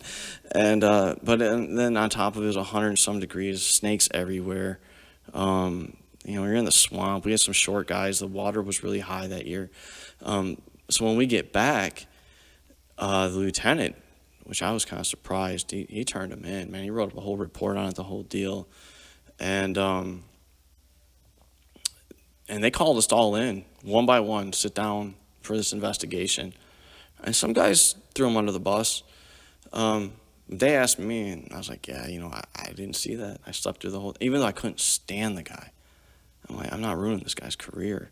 I'm not. I mean, he's good at what he's probably misplaced, right? I honestly, though, if we would have went to war, I would have much rather had that guy leading me into battle, right? Because I know, for one, he had our back. For two, he knows his shit. And for three, if it came to cutting time, that dude's standing next to you. He's not standing behind you. He's standing next to you, or he's in front. So I respected that about him, and I wasn't going to throw him underneath the bus when it came. And they did. He ended up losing one rank. And then, thankfully, they started, because they didn't want to send, because we weren't the only unit there, they didn't want to send guys all the way from Hawaii to Fort Benning to go for Ranger School and then not make it like the first couple days. So what they did was, all these units have it now, I mean, they changed the name for it over the years, but at the time they were calling it RIP, which was, they called it Ranger Indoctrination Program, for you to go to, and basically it was like Ranger School cut in half. And they put him in charge of it. I mean, they didn't want to totally fuck his career, so they put him in charge of it. Well, right next to that was, aerosol school. So I went to aerosol school right when he went there. And I don't know if he knew who threw him under or whatever, but when I was at aerosol school, man, he would come over all the time, shake my hand, hey, how are the guys doing? Dude, fucking hug you. I mean, get a hug from that guy. It's like getting a hug from Satan, and it's you didn't think he had that really emotion, but he was, after all that, you could tell he was happier over there. But he had that respect. I mean, I think I earned his respect at that time. It was pretty. It sounds like, though, I mean, honestly, hearing your story, the dude is like a necessary evil. Absolutely. To get you to that point. Yeah. I think everybody needs somebody like that in his life. Yeah. In a weird way, I don't think you can, through comfort and praise and encouragement, get people to go to that level of extreme where they have to rip apart who they are and rebuild a stronger version. I don't know if you can do that through just positives. I don't know. Yeah. You know what I mean? Because that dude was making you go to depths that you would never go to. One of those times, so we're sitting out in the ocean one time, and I had a buddy who was completely terrified of sharks. I mean, actually, this poor fucker, I was with him twice when he almost died in the water. Once we drank too much and we got carried out in the riptide, and he actually wanted to quit. He's like, fuck it, I'm just going to drown. I was like, no, you're not. Come on, let's just keep going. I go, I told him, I remember that there's a separate incident, but I told him, I go, just give me 5 more minutes. I said, if we can't, hang on to me. If you in 5 more minutes from now, if we can't touch, or if I can't touch and carry you, because I was taller than him, and that's saying a lot, I'm like, then you can quit, right? So, but this is a separate time, this sergeant, our platoon sergeant had us out treading water again after football, and I looked to my right, and I'm like, no, that's not what I think it is. And then, I'm like, I disappeared, and then I looked to the front, I'm like, oh shit, it is. And it was a tiger shark, right? So we're out North Shore, and we're way out there, and I got this. It was a good sized shark too. I mean, we used to see him. Jason used to hit these fuckers with paddles when we go kayaking. It used to piss me off. But it was a good sized shark. I mean, it had to have been 10 plus. And Brian, he didn't see it at the time. So I'm like, hey Brian, I go, we need to start coming in a little bit. He's like, no, he goes, dude, he's gonna eat our ass. He's gonna chew our ass if we come in. Blah blah blah. I'm like, no, I think we need to start moving in. And I start coming in a little bit, and sure as shit, man, he's screaming at me from shore, don't you dare fucking come in. I didn't say fucking come in. And I'm pointing over. I'm pointing this way, and I didn't want to freak Brian out. And he looks over, I don't give a fuck if that shark's out there. You fucking stay out there. And that sent Brian into a panic. And that fucking shark hung around I was there for about 10 minutes, man. You see him in one side, then you over on the other side. I'm like, oh, fuck it, here we go. I'm thinking I'm pushing Brian. I'm not afraid of any animal, but I do have a little bit. I see sharks. It's like, fuck. But yeah, he was a hard dude, man. He was a necessary evil, but he was a hard dude.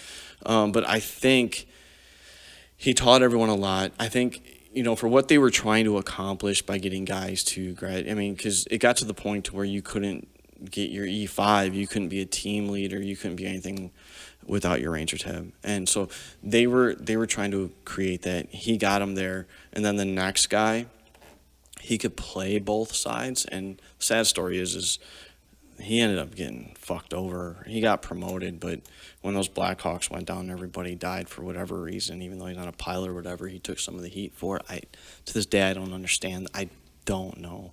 That's just how the military works sometimes. But and it was necessary for him to come in. Like, he took everyone to the next level, and he would play good cop, bad cop. We respected him more. The second guy, we respected him more. But it was because we knew, and he proved to us that he could drop the hammer if he had to. And he didn't accept anything less. We knew we couldn't get away with, it's like, I can get away with more with him. No. The bar was still the same level. And, I learned a lot from him on how to do exactly what you said. Like on a job site, any of these guys who worked with you, I mean, they'll tell you. I've toned it down a lot, especially around these guys. They should have seen me about 10 years ago when it was eat or be eaten out on these jobs because the other installers are out for your ass and you second guessing whether you know everything, but you're not as, I'm better now than I was 10 years ago, plain and simple at it. And so you're kind of looking over your shoulder like, I have to get this job done. At all costs, we got to get done. We're fucking staying. I don't care if you're tired. You got 104 temperature. That carpet needs to go in. Go sleep in the van. Here's some water. Take a couple Tylenol. Sorry, I'm not going anywhere. I got to get done. And in a bizarre way, what you did in the military is very similar to what you're doing in civilian life. I mean, obviously there can't be an exact translation, but you oversaw a group of people that you were trying to bring out the best in them. You were trying to be objective driven and getting the job done. And, their success is a reflection of your leadership.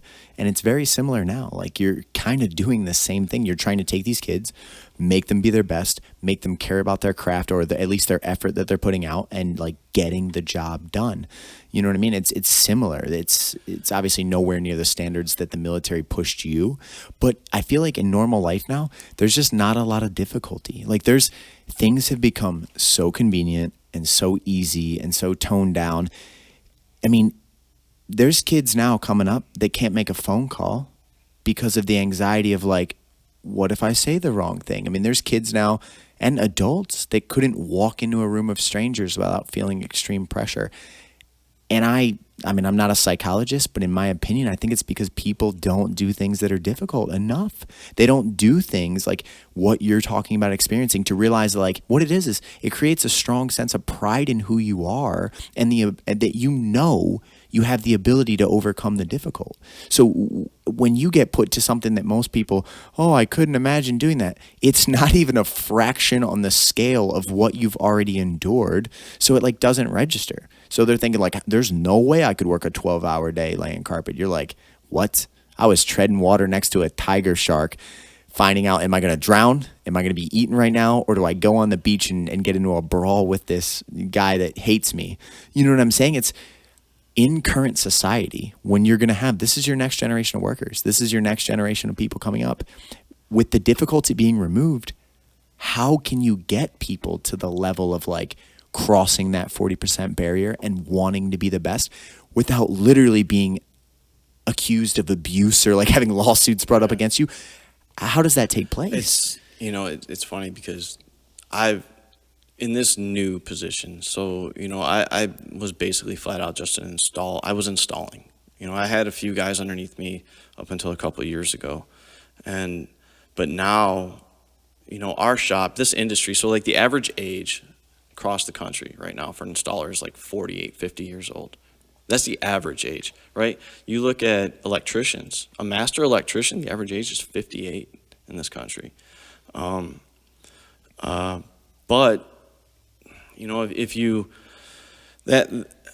I've learned, and it's funny because the second guy I was talking about is what I've been trying to apply a little bit more lately because, I bring these guys in and my thought process, and I'm not knocking, because they're all good kids, but sometimes I lose track and, they're like, oh, you're 43, 44.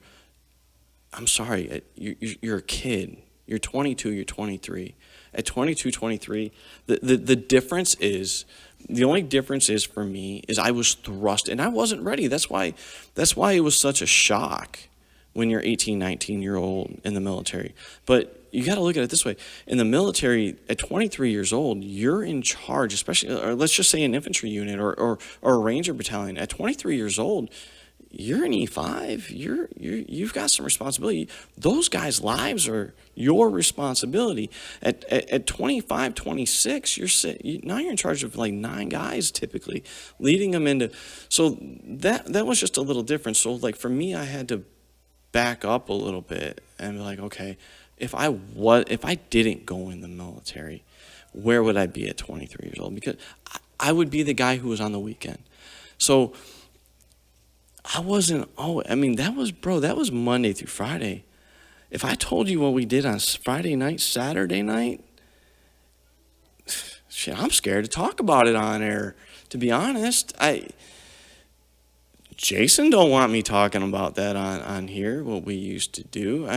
My wife will tell you, we were fucking crazy. I mean, reckless, like bad.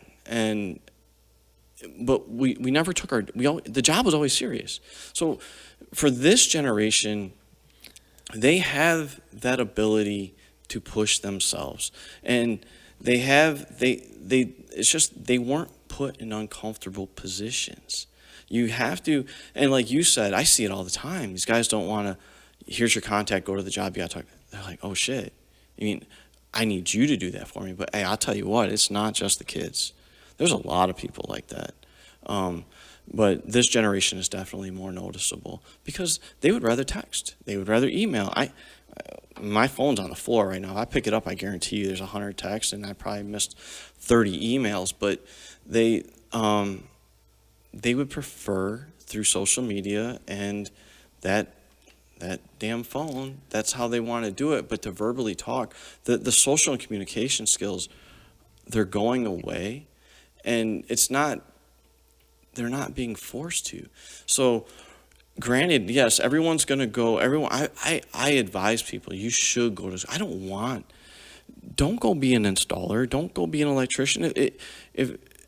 Go ahead, go to school. Chase whatever your dream is, you should. But right now, the need for trades, it's off the charts. Go talk to the union guys. They can't even fill their trade schools because none of these kids want to do it. And the good thing about it is it's balancing out. So you can make a very good living in the trade. Our trade especially, you can make a lot of money. But you have to want it. A lot of these kids, I'm seeing, they come in, they're like, okay, well, tell me exactly what to do. I mean, like, show me step by step exactly what do you want me to do? And that's fine. You need to be taught. They need to learn. But then the next time, okay, show me exactly what to do. Well, you need to pay attention. You want to learn the craft. You should be like trying to master, why am I doing what I'm doing? Yes. What would Jason do on this job? Why would he do it that way? That's how I need to think. That's the idea. So what I've done recently, to go back to him, is I've always been rough. Like, I don't want to hear it, fucking go to work. I showed you how to do it, fucking do it. Now it's like, okay, look, I'm trying to use technology, whether it's FaceTiming them through a job, whether it's sending them videos, because I'm noticing they need more visual. They're so used to looking at these screens that if you give them a visual and they can actually see it, it's registering. And I'm noticing it's like, instead of me having to sit here and show them, Jim, if I recorded myself doing it, it would come across easier for them to understand that than it is for me to talk them through it with you and me standing face. I swear to God. Because for one, they can go back to it as a reference. And for two, they feel like I'm not standing over their shoulder. They have that. They have a real, I don't know what it is my kids too. A lot of them, the only one that's not is Kyla. I mean, but I send that girl out to a job and it blows my mind. I went to a job yesterday and before I even made it around the corner, I could hear her telling some guy, "You're not walking underneath that danger tape. Don't even think about it." And, so she's already got that. But with her, then the same thing. I don't, maybe it's because they've watched me do it. I can give them guidance, and I can give Kyla floor plans, and she'll look at those floor plans. I send her a video, bam, she's got it. So I think a lot of it is you need to use the technology now with this generation. They don't do well with being yelled at, and that's a bad thing. Because there are times like on these job sites where you're going to get yelled at. I've been called everything underneath the sun, and that when I first started, so I get out of the Army and I started this, I wasn't how I am now. I'm like, okay, can I get in? Because I'm 24, 23 years old, whatever. I mean, I was fresh out of the Army. But I cared about the job and I learned it. And it's like, okay, fuck it, throw me in. I want to do it. And I actually picked it up. I picked it up pretty quick. and I wanted to know everything. And was it my first choice for a job? No, of course not. I wanted to be a cop when I got out, but I went to a couple of police departments and like, hey, your shoulder, your collarbone, you're deaf. You can't pass our physical. So that was a little fucked up. I'm like, well, that sucks. There goes that. And looking back, I probably could have chased it a little harder. But now I'm in this job. I have a wife already. I was married when I got out. And, Vin was born, or she got pregnant with Vin. I want to say it was less than a year. Yeah, it was less than a year after I was out. So I had responsibilities. And part of it is now, and it's not just this generation, it's across the board. People don't just say, okay, I have responsibilities. I have to do what I have to do. And just because I have to do it doesn't mean I have to hate it, right? So if you have to do it, embrace it. And that's what I did. It's like, okay, if I'm going to fucking do it, I'm going to feed my family with it. And I'm so sick and tired of people telling me, you can't take work personal. I hate that. That is one of the dumbest fucking statements I've ever. I feed my family with that job. Okay? I put a roof over their head with that job. Okay? It is personal. And I don't mean by just being a complete dick all the time to somebody. It's like, no. If I'm going to do something, I'm going to do it to the best of my ability. I'm going to take personal fucking pride in it, right? And so that's what I mean by personal. And I don't care if you're flipping burgers, whatever it is. If that's your job, man, do it the best you can. And so 2 things. They need to get used to being yelled at, but we need to change too in how we teach people. Okay, if we can't get through to them the old way, well, I've been reading on Winston Churchill, and he said the quote, it didn't originate from him, but it was basically along the lines of the people that are the people that aren't willing to change never change anything, right? Are never going to change. They're never going to change anything. Somewhere along those lines. So that one kind of hit home with me too, because it's like, okay, if I keep grinding on these guys, and I'm not finding another way to teach them, and then it's just running into a brick wall, right? So we need to adapt. They need to get everyone needs to kind of meet in the middle, right? They need to come back a little bit, but we need to adjust too. And I think in a weird way, it's going to tie into a lot of society issues. Like I said, people lack confidence now more than ever. People are riddled by anxiety now more than ever. People on antidepressants now more than ever. Well, maybe if you don't have much of a sense of pride in who you are, that then carries over to like, even if I have to do this job, I'm going to do it to the best of my ability. If I have to do it, I might as well be the best. And maybe I'll be recognized for that effort. And maybe then that'll open other doors for me. And then maybe all of a sudden I won't have to do the current position that I'm in. But it's like they look at it in this sense of like, well, I don't want to be doing this, so I'm not going to give my best effort. Well, that's not caring about who you are. And you said something really early on, I think, that resonated with me. And it's probably the same reason when I worked at Champion Chevrolet, I hired in as the lowest level employee. I was like scraping gunk out of the gutters and like having my boss treat me like shit every day and was being condescending every day. And like I just did it. But if I was going to go get a car, some of my bosses actually used to tease me about it. All the porters would just get the keys and then leisurely walk out back to the car. I would jog every single time. I'd get the keys. There's a customer standing there waiting. I'd jog out back every time. First of all, I was like, hey, I'm big into jiu-jitsu at the time. I'm getting a workout in anyway. And actually, the customers notice. The car comes up faster. Then all of a sudden, after a while, my bosses at first, they run, Forrest, run, because I jog every single time. Yeah. They started giving me crap about it because it was different. And then all of a sudden, it was like, you know what? That is a good thing. He gets the car faster than anybody else. Give him the keys. And then all of a sudden, another job opens up. Service advisor position opens up. At the time, I'm a minimum wage employee who has 0 qualifications. 0. I didn't go to college. Yeah. There's no reason I should have been even considered for that placement. But previously, the owner of Champion Chevrolet had walked through the shop. His name's Len Nadolski. This man changed my life because he opened an opportunity for me very early on. He was walking through the shop one day, coffee in his hand, beautiful suit. And I remember I looked up to this guy because he seemed very powerful. Like, he's the owner of the dealership. I know he's a multimillionaire. I'm this young kid. I'm trying to learn, like, why is he different than other people? Like, that's a man what can I learn from this guy? I'm that type of dude. I'm a very visual learner, right? So his mannerisms, the way he would carry himself, the way that other people would treat him.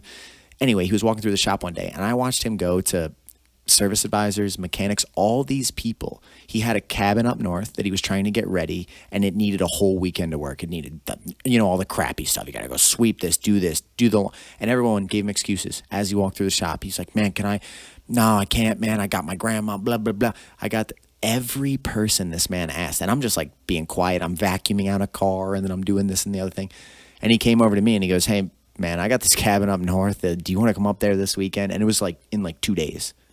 And you'd have to work all weekend, but I'll pay you, if you're up for it. And I was like, yeah, let's do it. And I went up there, and like any job he said, hey, get this done, get this done, get this done. I worked the entire weekend. I didn't ask for a break at any point. He just he gave me a place to sleep. He gave me a meal once during the day. And I just the whole weekend worked and didn't say a thing. It didn't matter what job it was. Put the dock in, do this, do that. Didn't care. I'm going to get it done, right? At one point I was raking the beach. There was some sticks or some stones. He doesn't want that. I was raking the beach, okay? Didn't care. Dude's a multimillionaire. He's asked me to do something. I said I was going to do it. I'm going to do it to the best of my ability. Anyway, this ties into the story because that service advisor position opens up. I'm a nobody. I got no credentials. You know what I mean? It opens up. So I go to my direct boss, Dwayne, who was a dick. And I'm sure he might even listen to this one day. He was a dick. And I think he had it out for me a little bit because I was young, but I was overstepping in certain ways. I was doing my job. I would get noticed. I would jog when everybody else would walk. I would do this. I would do that. So there's a certain bit of individualism and someone trying to rise up that I think a manager naturally is settle down, do your job.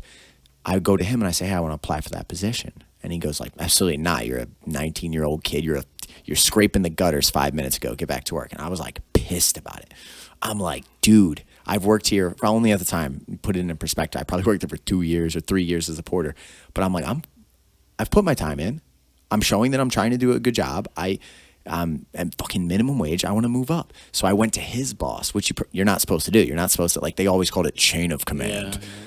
You don't do that. Yeah. He is supposed to go to his boss. So I saw his boss come one day, John Patricus, and John has his cons and his pros, but I always liked John. He would fuck with you, and he could be a dick for sure at times, but I genuinely think there was some level of John that did want to try to bring out good in people. I got along with him. So I went to him and I tell him the same thing. Hey, I want to apply for that job.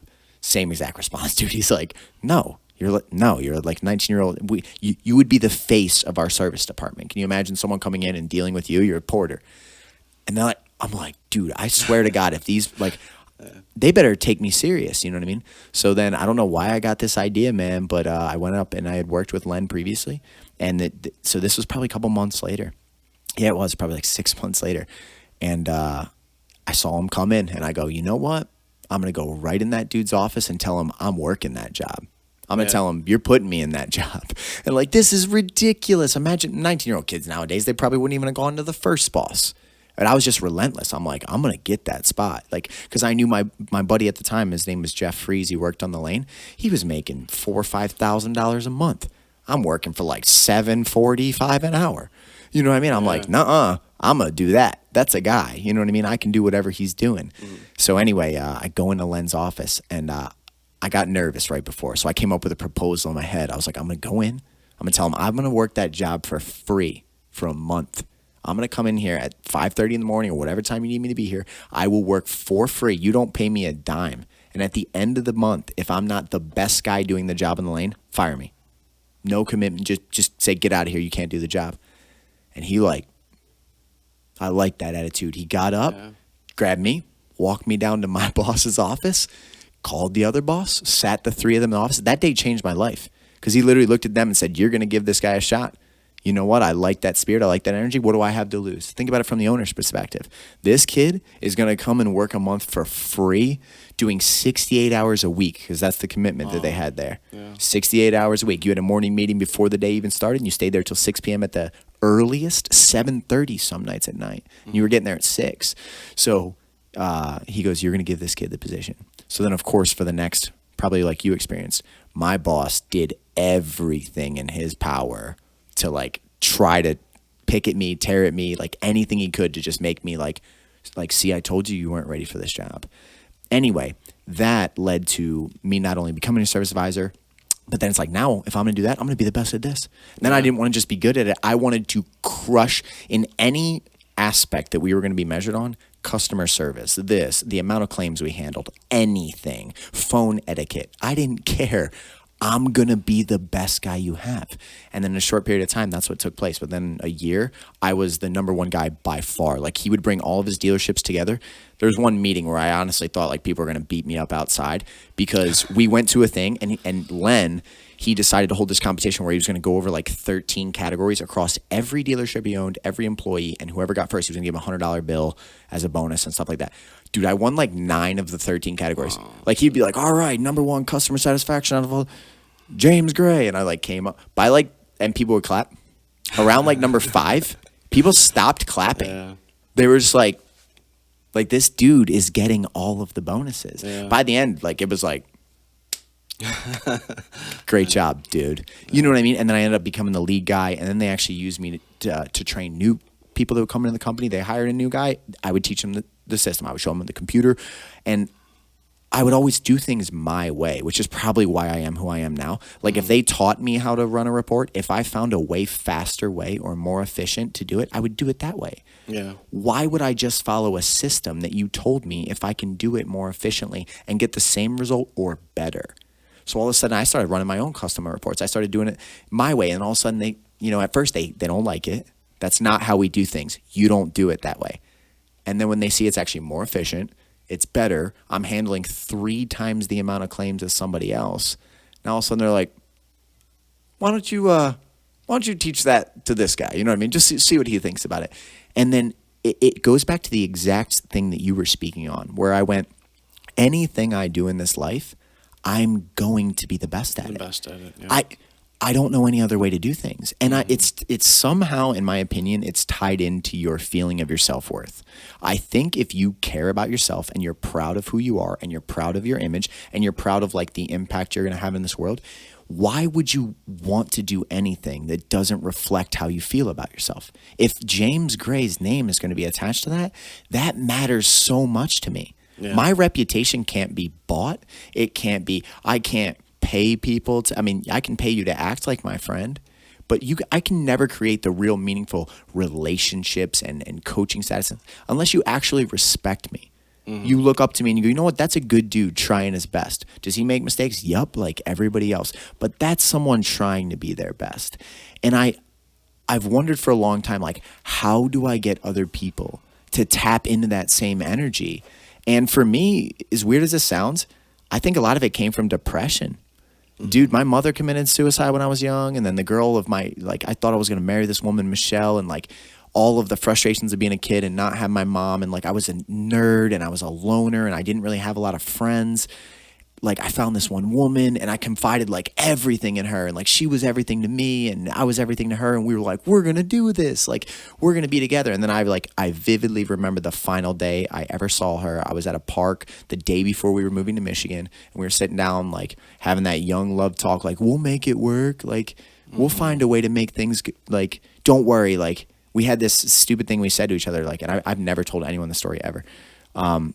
Like, we would meet back at that park one day. Like, if we end up becoming adults and we haven't been able to get back together, because we were, at the time, coming up on 17, like, no matter whatever happened, it's not like we couldn't, like, call each other or something, but we just had this thing, like, we're going to find a way to meet back up. Yeah. We went to Michigan. I tried to make long-distance relationship work with her. I was super depressed. I hated school. She hated school. She had a lot of issues, too. I was for her. She was for me. She had come from a little bit of a broken family. Dad wasn't in the picture. She hung herself, committed suicide. Oh, shit. So then my perspective on life at this point is like, I don't give a shit about anything, man. And I went to the point where like I just stopped going to school. Like, my parents would take me to school. I would just go to school, walk out the back door. I would just leave, just go in my truck. There was so many days that I contemplated suicide as well, that it's unbelievable that I didn't, because I got to the point where I was like, man, it just doesn't matter. Nothing's good for me. I don't have any. Yeah. It's not worth getting up. Why would I do it? And then somehow, I think through depression or things like that, you hit a bottom. Probably what you hit on that mountain. I hit this level of you know what? If I'm going to fucking go on, if I'm going to take another day forward, if I'm going to get up again, I am going to fucking do something that matters. I'm going to be somebody in this world. Like, I am getting the shit kicked out of me by life, and there's no referee. Like, I've just been getting kicked in the face, and nobody's here to help me. So and maybe that's what it is. At a certain point, you're thinking that, like, you need other people. Like, no one's here to help me. They don't understand. And then you just get to this point where you go, you know what? I'm going to get shit done. Yeah. I'm going to be the guy.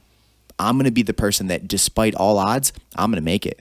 I'm going to look back and change my life. And now, reflecting back all these years later, I'm super thankful for those times. Like, if I could bring Michelle back, I would in a heartbeat. If I could have a mother that I could have a conversation with, I would in a heartbeat. Absolutely, yeah. But dude, I'm thankful for those experiences. And I bet you're actually, despite all the suffering, despite the pain, despite that dude being a piece of shit, that is good for you. That's like that necessary evil, man. And most people don't have those experiences. I mean, I don't talk a whole lot about it, but I've got a little bit of a history with, my dad. It's not he was gone for a little bit. I don't want to but he was gone for a little bit, and he's not how he used to be now, but he wasn't the best with my mother. He wasn't the best with me as a little kid. And so, honestly though, that what you're getting at right there, and I got a lot of, with my dad, you would think if you knew a little bit of the history that I'd probably be a bigger dick to him. And I told myself that, he's still my dad. I love my dad. And I'm not going to disrespect my dad, and I don't want to do that here. But I've told myself, like, I will never, ever be that way myself. And I'm going to always be there for my family at all cost. And that is really the driving point. It's weird because, I can't do a lot of rolling right now. I can't deal with the size, my shoulders if I frame and all that shit. So I've been working with tabs. And, when I'm rolling with a female, I'll get to a back or I'll get to a choke. I can't hang on to it. Like, I just can't. It's catch release. I can't do it. If you ever sit down, Jason would be a good one for you to have in here. If you ever sat down and really talked to somebody, those weekends I talked about, you've probably never met a person that started as many bar brawls as I have in your life. And most of the time if I had a few beers in me and I see a guy put his hands on a woman at all. You want to talk about some big ones. I've literally gone and sat down, taken a hand off of a woman from a husband, sat down next to her, slid a drink over, and I've tried taking her out of there myself just to piss the guy off. Because he wouldn't step outside, and I wasn't going to beat his ass in front of her. But I can't see it. I can't witness it. I can't, and even being on the mat, I can't simulate it. But at the same time, I can't let my family down. So that was always the drive. I mean, those experiences taught me how to push through and no matter what, get the job done because I can't let my family down. And it's incredible how much frustration and anger or even hatred or things like this actually can be incredibly powerful tools for change. They really can. If you are fueled, which most people would say by very negative emotions, it can demand you, it forces change because positive emotions and comfort, and like Chris Vish always has this simple saying that stuck with me really profoundly. It's so stupid simple, but it's hard to get out of a comfortable bed. It's hard to leave a comfortable bed. Yeah. He's like, man, it's that simple. At the end of the day, if you get too complacent in anything, you're not going to change. But if you've got like a strong example of what you will not tolerate in life, or you have a strong hatred for something or frustrations or depression, you won't go on with that, or you're going to try to invoke change. You're going to say, not in front of me, not in my life. You know what I mean? So, and actually, I feel like you see that in a lot of cases of extreme elite athletes. Like you see people that were driven by almost like a madness or a hatred or anger, or like some of the, like Roy Jones Jr. when he was a child, like what his father put him through to get him to that level, or like unquestionably child abuse. Yeah. But it somehow unlocks this potential within people. You know what I mean? Like by going through these experiences, they transcend to an entirely new level that other people just can't reach. You know what I mean? It's like you're in your nice little bubble, and that might expand a little bit here and there, and the envelope gets pushed a little. When people have like a reality shattered, or just when you get destroyed, it forces you to rebuild. You know what I mean? So this may go back to that like softness in society right now. How can you jump down a kid's throat about, you're fucking up, and everything, when he can't even handle you calling him a name? Yeah. If you even say a name, their whole day or week is going to be ruined. Yeah. It's like, it's good, I guess, in one perspective that we're raising our children in such a world where it's like you're coddled to that degree. You're going to run into a boss that is a dick, and he's going to go, you fucking suck, get out of here. And that's going to collapse that kid's world because he's never been told the job you just did was so substandard and subpar, it would be unacceptable for anyone, any mediocre person would say that shit. Look how the teachers are teaching, though. I mean, I know teachers in my family, and they're really not, they don't do any negative. There's nothing negative. It's all positive reinforcement constantly. So this goes into the participation awards, and everybody's a winner. I'm going to make this statement on the podcast. Not everyone's a winner. No. Some people suck at things. Some people suck as people. Some people are terrible human beings. Some people can't. It's not that you don't have the potential, but like there's a reality to accept. You might be terrible at things. And you know what? You should never try to detract or take away from someone that is great at something. Like it really bothers me when I see someone that witnesses a winner and doesn't like that. They don't want to see a winner. Yeah. If you start doing way better than them at a job, they don't like you because you're a representation of something. Yeah. You're a representation that they could do a lot better. They could show up earlier. They could give a better effort. But you know what? They would rather regulate things to make it easier, or like it's almost that psychological thing of like it's a mirror. And if you see someone that is embodying a quality that you probably wish you had, but you're not, you don't like that because it's a reminder. It's almost like whispering in your ear, hey, you're giving 30%.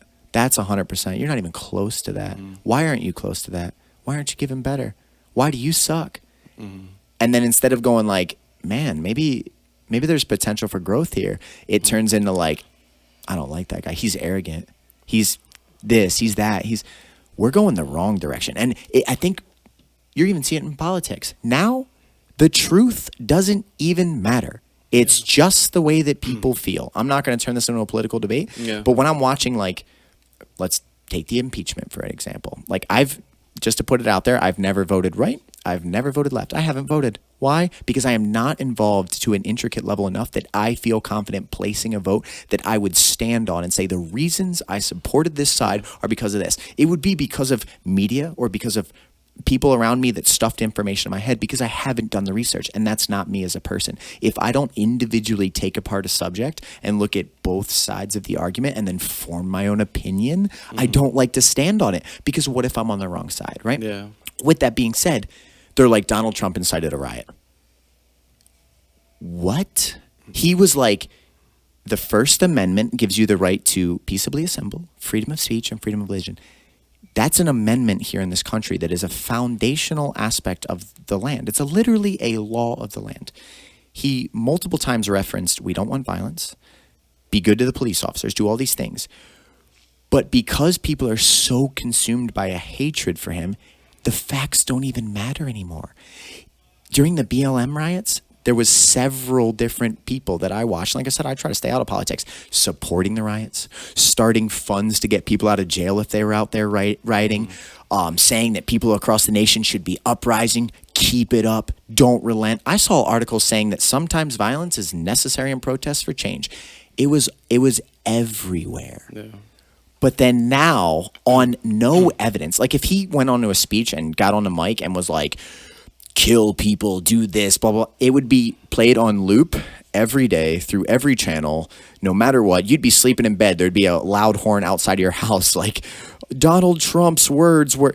Okay, the truth doesn't even matter because people are just getting on their feelings now. And you know what? My voice deserves to be heard. No, if you're wrong, we need to get back to saying, you're wrong. You're wrong. Yeah. If you're a bad person, I'm not going to follow what you speak. You know what I'm saying? Like, we're getting to this idea of like, well, if it's someone on my team, like whatever they say, I got to back it. That is not correct. That's the same thing as saying that everybody's a winner. You're not all winners. If the Me Too movement came from the left and was attacking Kavanaugh and many other people, right? Mm-hmm. Me Too should be a universal agreed upon thing. If you sexually assault someone and you're a Democrat, you're a piece of shit. If you sexually assault someone and you're a Republican, you're a piece of shit. If you sexually assault someone and you are unaffiliated or unrelated or my brother, you're a piece of shit. We're going into dumb styles of thinking because we're getting to this point where like, everybody needs to be accepted. What if they're saying horrible things? Yeah. The president of Iran is allowed to be on Twitter saying death to America. And these things are on Twitter. Mm-hmm. All these things are perfectly fine. But Donald Trump cannot tweet to people as the president of the United States of America. Can you imagine, go back to childhood and someone telling you one day, we're going to communicate all through a platform. And that platform, because it's a private company, will not be subject to laws of the land. That's my favorite argument on Facebook right now is people go, well, James, Facebook is a private company, so they can choose what people say. You're then saying this private company does not have to follow the United States Constitution and give people freedom of speech. If that is the case, why can't that company kill people? It's a law of the land that you can't murder people, right? Yeah. Apparently, they can choose we don't have to adhere to the First Amendment, but, you know, we will adhere to these other things. Yeah. This will not take us in a good direction. It won't. As people, we need to get back to personal responsibility. We need to get back to realizing, like, you know what? We're not all winners because maybe we're not giving our best effort. We all have, in my opinion, all human beings have potential. Yeah. I believe that every human being on this earth has the potential to be great. Your circumstances, the way that you're pushed by people in your life, the way that life pushes you, the way that you have hatred towards someone and you either fuel it to become a hateful, angry, evil person, or you use that go, you know what, I witnessed this person do this to a woman. I will never be that person. Yeah. We got to get back to this stuff, man. It's got to get people, I mean, everyone's always pushing a personal agenda in that aspect. I mean, someone's pushing something to make more money, and that's what it's all about. Not to, like you said, not to get too political about it, but these fucking politicians don't give two shits about you or me or anybody else. These guys golf with one another on both sides of the aisle. They hang out. It's a shit show, and there's dollar signs behind it, and that's what I think about that. And if it's a government of the people, by the people, for the people, and you have all people across the nation, Democrat, Republican, left, right, I don't care, old, young, we know that things are broken. We know that the media is not giving you the news because they care about you. There's because there's too many outlets now. Dude, they're not reaching out and going, hey, Jason, James, we want you guys to be informed. This is what's going on. Here's all the facts. Why don't you formulate your own opinions based on the giving information and kind of come up with what you think the best resolution is? They're giving you the information to persuade you to think in a specific way that pushes a narrative, right? Yeah. And that's a weird thing because, like, I mean, I was just flipping through the Free Press recently on the impeachment, and it says things like, they're intelligent. They probably spend a lot of money to do this. Like, lawmakers and experts say that the reason, you know, Donald Trump incited violence was blah. They're literally trying to say to you, hey, dum-dum, lawmakers, that's not you. And experts, that's not you. Yeah. Think this way. So if you disagree, you're wrong. Or you can subscribe to our train of thought and continue moving forward. This is just not good, man. And like, I'm trying to talk to people on every side. I've had Democratic House of Representatives members sit here and talk to me, and I've had Republican House of Representatives members sit here and talk to me. They all know things are not right, but it's like, maybe it's just because of change. Society has changed. Families have changed. The way that we treat children has changed. The way that we discipline people has changed. The way you talk to people has changed. We need to change. We need to look at things, and I don't think we're changing in a good way. They don't want to put, what it is they don't want to be the ones to step out and say something and make the change because they're in their comfort zone, because they're being taken care of. If they're the ones that step up and say, well, we need to do this, and actually put some action behind it, if they go out there alone, their party will probably turn on them. Yeah. Seriously, I bet you there's Democrats that are going, man, these things are not right. Like, we know that the way we supported the riots during this, but then we're blaming all of this on Trump. We know this isn't right. And there's probably Republicans that are going, listen, we know for a fact that what we're doing in this area is not correct, but get away from the idea that you are a part of a team. You are a part of the human race, and your legacy as a politician or many of these elected officials will directly affect your constituency and the people of the nation. I'm not even going to say it that way. Find some courage, stand up, be a leader for the people, and man, like, I would love nothing more than to actually trust the people in office. Dude, I would love nothing more than for things to be as they seem, to not have manipulated information. I would prefer, I don't even care if they were like, listen, a bunch of super corrupt, power-hungry, crazy motherfuckers run the world, and this is what they're going to say, and you're going to obey it or else. I would have more respect for that. Yeah. I'm like, shit, at least it's honest. At least they're honest. Okay, yeah. If I speak up enough, they're going to take me out, and it is what it is. But like, things have just turned into like, you can't say this, you can't say that, you can't say these words. How dare you say that? And everything is manipulated now, dude. It's like, fact checking is one of the new wonders of the world. You just fact check it for your story side. You present any paragraph, just post any paragraph online. I will find a way that I can pick it apart and say, well, technically what he said is not exact verbatim. There wasn't an eyewitness account of this, or I could fact check it and I could say that you're wrong and that it's just not leading in a good direction. People coming together, taking personal responsibility, building character, being told you're wrong, being told, now what you said sucks and you shouldn't do that. Yeah. And I watched, remember, who was the comedian that held up the thing of Donald Trump's head? Like, yeah, I don't remember who it was. Kathy Griffin? Yeah. Is that inciting violence? You think? You have an image of the President of the United States of America. I would have thought if you wound the clock back to we were children, if you did this, you would be like shot on the spot. If she would have done that in the 60s or 70s, she would have been arrested. On the spot. Secret Service would have been at the door pretty quick. Seriously, that image would have been online and they'd be like, excuse me, do you have a moment to speak, please? Yeah. That's not inciting violence.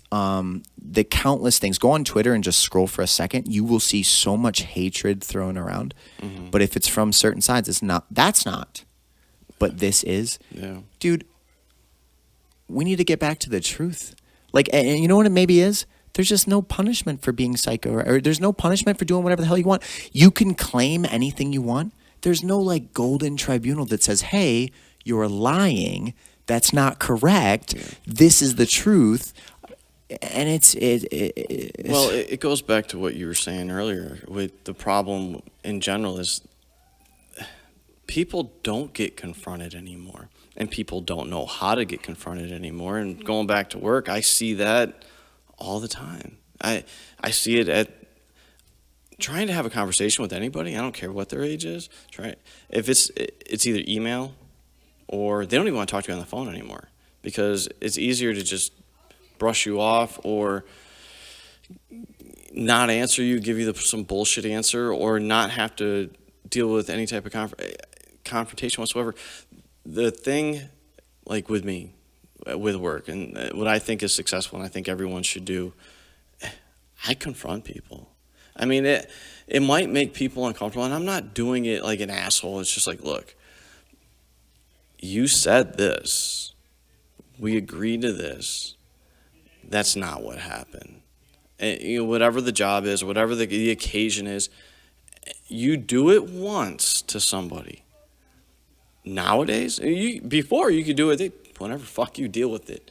And now, in today's world, if you confront someone, believe me, they're going to do everything they can, either A, not to put themselves in that position again, or they're just not going to. If you're catching them in a lie, they won't lie to you again. They might not deal with you anymore, but they're not going to lie to you again, or they're not going to put themselves in a position to where, like, oh shit, he actually confronted me. He actually called me out. He actually said, hey, you lied to me, or they'll slowly phase themselves out. Exactly. I've witnessed people that as soon as they start getting confronted on bullshit or standards that they know that they're not holding, they just slowly phase themselves out, because it puts you into two realities. You either have to confront the truth and you have to start making change, or you got to get away from it because you know that someone's going to hold you accountable and you don't want that. Yeah. I've witnessed that even with fighters. I won't name any names, but when I start putting pressure on them of like they're making excuses pretty often, they have this, they have that, there's always something coming up, and I start bringing some heat on them, one of two things happen. They actually do start to step up to the plate, and then down the road, they thank me. Mm-hmm. They actually, it usually comes around and be like, you know what? Even though I was pissed off at you at the time, and that's usually what it is. They're angry at you for just honestly pointing out the truth. They don't like it. They don't want it. It's uncomfortable. It's that necessary evil to a much softer degree.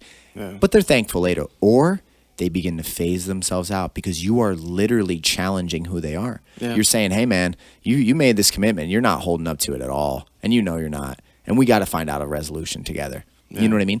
SFS Elite is hands down the best program we've ever invented here because it puts standards. I've had to kick a couple people out. And it's funny, the good heart in me, because I try to be generous to everyone. Mm-hmm. I want to see everybody kill it in this life. I want to hear awesome stories. I want to see people really make the most out of the experience. I've had to kick a couple people out. And man, it upsets me, but I don't show that to them anymore. I don't show that it upsets me. I go, you know what? I set a standard. And if you can't maintain that standard, that is on you, not me. You knew the standard going in. I didn't change it up on you. Mm-hmm. You made the commitment to yourself, to me, to the team, to your training partners. And if you don't do it, that's on you, man. And maybe those excuses you're saying to me are real. You know what? There's still a way. You hiked 20-some miles with a broken foot. You broke your foot in here. Maybe. Come in, work on your hand. Or you broke your hand. Kick the bag. Work on your cardio, get on the bike. It's just excuses. People just don't want to be told that they're excuses because that forces that. Like, you know what it is? It forces that uncomfortable feeling where you have to look in the mirror and go, am I actually, is that really an excuse? Could I be doing more? And then you have to come to a realization, and it's usually either fuck James for telling me that or, you know what? I could be doing more, man. You know what I mean? So I do think people need to communicate together more, like in a healthier manner. And that involves conflict. That involves when you start having a feeling or like you're holding a little bit of resentment or you witness something that you're not happy with. You hold that in, it just slowly tears things apart and makes it worse and worse. You got to just confront it. You got to say, hey, man, I have this issue and, you know, we need to address it, especially if it's something that's eating away at you. If it's something that you can kind of set back and you go, then maybe you watch to see if it happens again. You know what I mean? No. I try to give the people the benefit of the doubt. You know this about me. More than anybody. Yeah. Oh, yeah. But at a certain point, especially as of lately, I said to Stacy words that I never thought I would utter ever. We were talking the other day, and I literally go, I'm just incredibly tired of excuses. I don't care. Soon as you start telling me an excuse, just save it. Just don't even say anything to me. Don't give me an excuse. Just don't. Why didn't you show up? Because I didn't. Cool. Don't because you know what? And I'm not even saying some of them are probably valid and some are, but it's just, there's a way. How bad do you want it? That's what it comes down to. Dude, shut up. At the end of the day, one time, I'll tell you a funny story. One time I was teaching at Heartland High School, teaching jujitsu, and I was psycho back when I was always like, oh, I got to train 6 hours a day. I'm not going to. Yeah. My car wouldn't start, so I'm at my house, and I lived at 5130 Fenton Road, which was like miles from the school. And I was supposed to teach at I think 7 o'clock at night. I was meeting with all my guys and they depended on me. Like they showed up for me. They were a squad. We were just a bunch of young kids, but we were a squad, man. My truck wouldn't start. My dad's gone. My stepmom's gone. I'm like so freaking out. And it's not for like an hour and a half, but I went to go to like get gas. Something. Truck won't start. I know my parents are going to be home. I literally go back in the house. I'm like freaking out. I call my dad. What time are you going to be home? I'm not going to be home till 8. I'm like, there was no like Facebook. I couldn't get a hold of these. I think there was MySpace, but like I would never have been able to get a hold of everybody in time. So I just grabbed my gear, jeans and everything, and I ran to the school. I remember feeling like a psycho. And my friends that trained with me back then, like Andrew Stewart was there at then. If they ever hear this, they'll testify to this story. Yeah. I got to practice like 4 minutes before, drenched head to toe, jeans soaked. And I think it was wintertime. If I remember right, there was snow on the ground and I'm in tennis shoes. But I was like, I'm just not going to give those dudes. They had been there for me every single day. We were a squad together.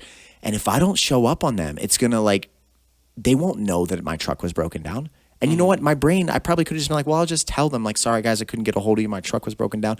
But something in me was like, get your ass there. And it was like, you can't get there. How are you going to get there? Yeah. And then part of me was like, run. Yeah. It's a distance. You can cover it. That's right. And I did, dude. I literally, Miguel Garanza, he was in class that day. Jeff Hanba might have been in class, or Jeff Hafner, one of them. But straight up, dude, I just ran to the school. Yeah, that's awesome. Because at the end of the day, there's excuses and then there's solutions. And I think it's more about the person. When a problem comes up, there's probably a solution that you can find. And it might suck and it might be really inconvenient. It might be like why would I run that extra time? It makes no sense, but it's a solution. Or there's an excuse where you just go, well, truck's broken down. There's nothing I can do. No, don't even say the words, there's nothing I can do. Because that's a perfect example. You can do something. Yeah. You just don't want to do it. Yeah. But if you're put in a situation, get uncomfortable. Do it anyway. Oh, this is going on. You're not going to have a ride tomorrow. That means you have 24 hours, if it was 24 hours later, to find a ride. Yeah. If you can't do that, if you can't solve that problem, life's gonna beat your ass. It's a mindset. And I think that's like the gold that you were talking about throughout your story, is you found a mindset, whether you would want to call it like a warrior spirit or whatever, that you said, you know what? Fuck it. It's same on that football field, bro. Yeah. You could have avoided that guy. You said, I am going to die, or I'm going to take this man out. Yeah. And you actually earned respect from him that day. I don't know, with these guys in here, some of them, they need to realize, one, how young they are, and two, that this is their time. And if you really want it, I mean, I used to have regrets, and I look at them now as life lessons. Yeah, lessons. So I don't want to use the words regrets. They're going to regret it, but now's the time, man. And they have it in them. They just have to. With me, it was always sometimes I needed someone to be like, yeah, you can't do it. Oh yeah, well fuck you, watch. And maybe some of them need that, but with me, that was it. If you told me you can't get this job done, or you can't get that, you're not going to graduate that school and Army, you're not going to make it up that mountain, you're not going to get that promotion, well, fuck you, watch me. Don't fucking tell me I'm not going to fucking do it. Now I'm going to fucking do it. That was always my drive. Dude, that same energy fueled me as a fighter. I told Brian this story a million times over. When I got into MMA and jiu-jitsu when it was really big, I was doing it self-taught. I was training my own way. I trained at a school for like 4 months and then quit and was like, I'm going to study this on my own. I'm going to watch world championships every day. I'm going to trial and error everything. I'm going to learn this science. And everyone told me, like, you can't do it that way. You can't. Were you going to start your own system? You're going to run your own school? You're not even... What are you talking about? Like everyone, I got shit on by the entire martial arts community in Michigan when I started out because people are like, you're not allowed to do that. And you know what? I was like, not only am I going to do it, I'm going to be better than all of you. I'm going to have the nicest school. I'm going to win the fights you haven't won. I'm going to turn pro. I'm going to fight in Brazil one day. I was throwing this mat. Why would a little amateur kid from Brighton who is not pro, who teaches his friends, who trains in a basement, why is that guy going to go fight in Brazil? I was already saying all that stuff. Yeah. talking yourself. How is that connection even going to happen? Why would I get a phone call, James Gray of Brighton, Michigan, would you like to go down to Brazil and fight in a tournament? Well, yes, I would. Yeah. Somehow that it just, life can work out if you are committed enough to a cause. And I don't care what motivates you. You got to find something. Maybe it's that hatred. Maybe it's frustration. Maybe it's people telling you can't. That's why I fought. I did MMA. I swear to God, the first time I ever did MMA, because I was only doing jiu-jitsu. I was going to Nagas. Went ADCC. The only reason I did MMA is because I was sick and tired of people telling me, in a real fight, I would do this. That I didn't even want to fight MMA. And I was like, no, you wouldn't. I would strangle you. And they're like, no, I'd punch you in the face. So then I started like giving people gloves. Okay. You hit me, I'll do jiu-jitsu on you. And then it wasn't enough. I would still just get people telling me in a real fight. And I'm like, dude, this is a real fight. How about instead of when I'm mounted on you, instead of me trying to submit you, how about I just beat on your face? What are you talking about? I only did my first fight to prove to people that I will do that to you. Yeah. You decide the circumstances. Gloves, no gloves, outside, inside, whatever. I don't care. I'm going to take these skills and I'm going to shove them down your throat. Yeah. So I got into MMA just to prove people wrong, and then it became an addiction. Then it was like, why can't I be the best guy in the state? Why can't I go pro? Yeah. Why can't I? To be honest with you, although I think coaching was half of my curse, I fell in love with helping other people. I think it's because I changed my life a lot, and I found a lot of things that I'm proud of. But being a coach destroyed me as a competitor. When I was a competitor, I think it was because I was tunnel visioned. All I cared about was like, I'm going to slaughter everybody. When I became a coach, it was all about how do I make everybody else better? How do I make them, get to a higher level? And looking back, if I could do things over, I set my goals way too low. My only goals, and Brian will tell you this from the start, I had 3 goals. 3 goals, that's it. My goals were I wanted to turn pro and fight for a world title. I wanted to fight in Brazil one time, and I wanted to coach a world champion. I hit every one. Yeah. Dude, I hit it. But at the time, you got 5 kids in a basement that have nothing. That I'm going, what is the wildest thing that I can dream up? The wildest dreams to me, I'm going to go to another country and I'm going to fight. I want to be in I want to be in a title one day. I want to be fighting in a finale, the world title tournament finale. That's what I want. And then the other thing was like, I need to coach someone to win a world title. Damn it, James. If I could go back, I would have said, no, hell no. You need to be the #1 guy on earth at bantamweight. You need to be the UFC world champion. And then from there, you can coach from the rest of your life from a platform and an experience level that you completely blows out of the water your goals. But you almost, you know what I mean? Like at that point in time, my goals, although I was a crazy kid, I'm very delusional in what I think I can accomplish. They almost seemed unreachable. They were right on that line of like, I believed I could do it. I said to myself, like, I'm going to go to Brazil. I'm going to do this. I'm going to get to that level. But I didn't fully know it. Honestly, I undershot my goals, dude. I undershot them. For a reason. I guarantee, like, a lot of the stuff that I do this all the time. I do what you're talking about all the time to myself. But when I look back, it's like, okay, if I would have done this at that time, I wouldn't be, this wouldn't happen. And that was the building block for why I'm where I'm at now. And same thing with you. Honest to God, this gym wouldn't exist. No. If I was just a competitor, I would still be running a tiny little team, but focus would be on me. I'd be a competitor. I never would have trained Bobby to the UFC. I never would have trained. None of this would exist. Yeah. So when I look back, I'm thankful, but a part of me on a regular basis still tells me, like, you suck. Like, why didn't you actually get to where you could have been? Because you only scraped the surface of your potential. Like, and maybe I'm delusional with that again, but I've always believed that I have it world champ top potential. Yeah. So a part of my psychology goes, yeah, this gym's cool. Well, what if? Yeah, well, this is all neat. But why did you not think you were that you could go further, you bitch? You know what I mean? And that little voice is like, and that's, I guess, the beauty in life. You know what I mean? Because, like, I am so every day I walk in this building, dude, I am thankful. I get to see people I care about. I get to watch people's lives improve. I get to see these kids, the next generation. Oh, my God. I get to see my friends living. I get to see passion around me every day. And this wouldn't exist had I not followed this course. And it's recognizing it. Like, so with me, when I took this job, it sucked because I'm so used to I always did things my way. I want everything done the way I did it. Why aren't you pushing as hard as I did? I don't understand why you can't hit that mark. I used to hit that mark. And if I drop the mark down, I'm like, okay, well, I understand.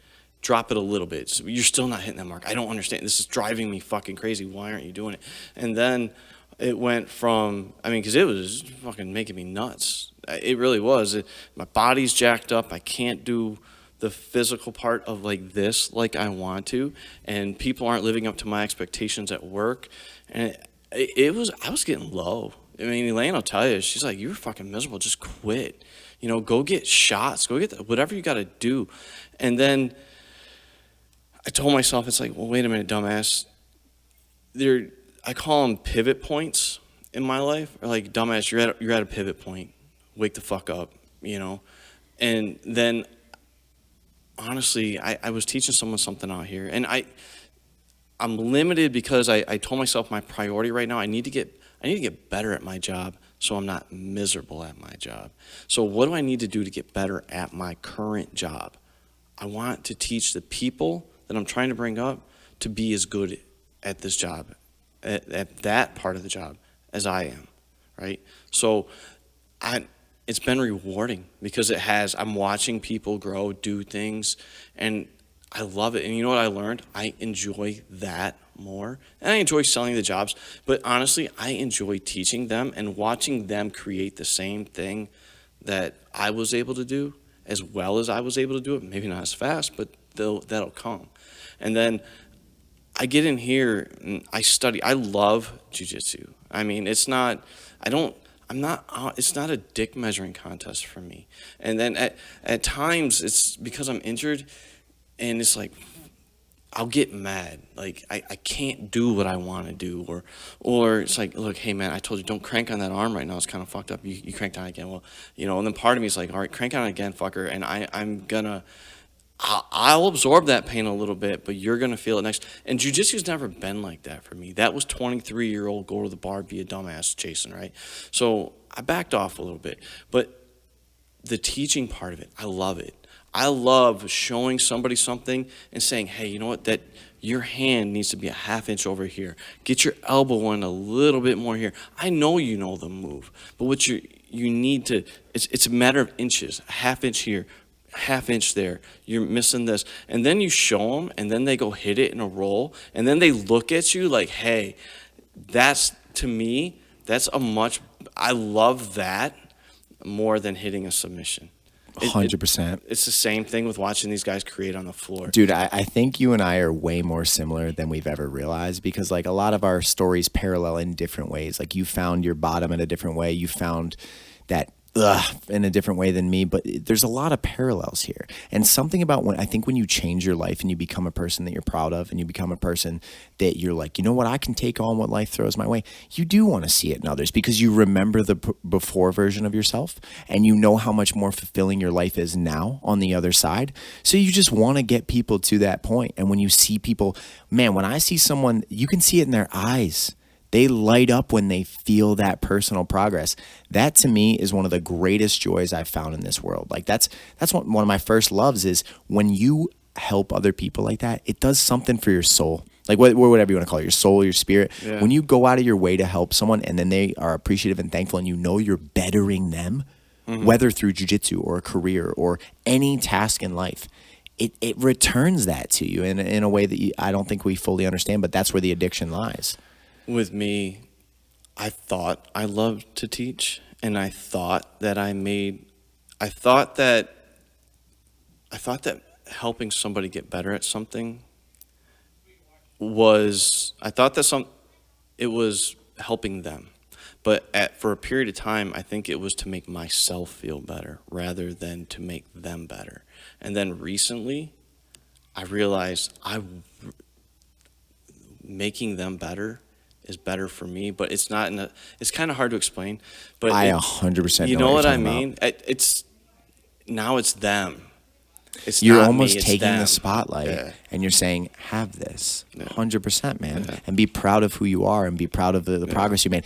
You don't have to go there like, oh, James taught me this. I don't need that validation. I'm just trying to help you become your best. You know what I mean? I 100% know what you're talking about. Yo, just to let you know, we have gone for 2.5 hours since I think we started at 2:15 or 2:20. Yeah. I have to teach kids jiu-jitsu in 10 minutes. It is 4:50. You're good because my phone's probably Bro, to blowing be honest up. with you though, we need to do a part 2. We didn't get into how jiu-jitsu changed your life, the man you were before and after. We didn't get into so many aspects of life that I would really enjoy talking about with you. So we need to set up a part 2. This is I think the second longest podcast I've ever filmed.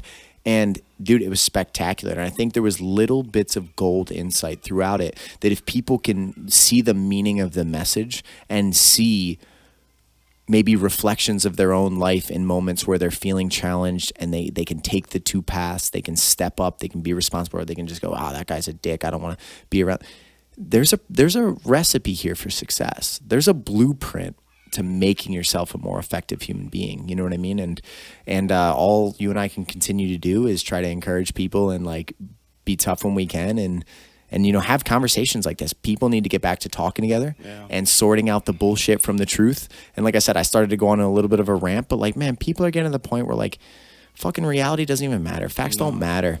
I saw a funny meme from, well, not funny, painful actually, a Detroit Lions player, and him and I talked back and forth a little bit, and I inboxed him because it said something like, being logical or relying on facts in this day and age just makes you seem like like you lack compassion.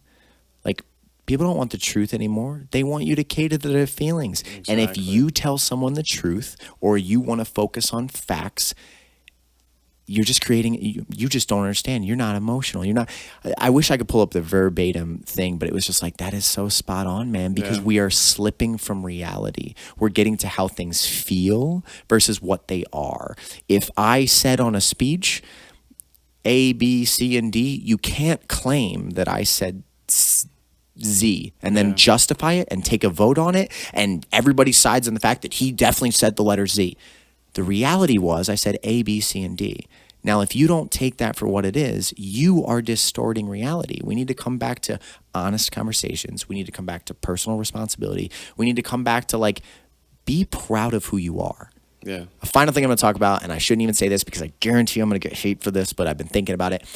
I can't tell you how many times I will see someone being horrible to people on Facebook or just being nasty or being so just gross. Like, I don't know how else to describe, just terrible to people. And they're not their own profile picture. I want you to watch for that on Facebook. I'm not kidding. Yeah. I think there's some connection. There's some connection by you are not even proud enough of yourself to be your profile picture. Yeah. And here you are every day online throwing hatred at other people and pointing fingers and blaming the reason my life sucks is because of this movement or that movement or this president or that president. That's probably not why your life sucks. Yeah. You might be the reason your life sucks. Most likely. You probably are, to be honest, because even if it's your circumstances, you can change them. Yeah. Listen to some stories of Eric Thomas, where that man started to any story of success. Your life probably sucks because of you. Yeah. And your circumstance might be bad. You might have had bad things happen to you. But where you are right now, you can change.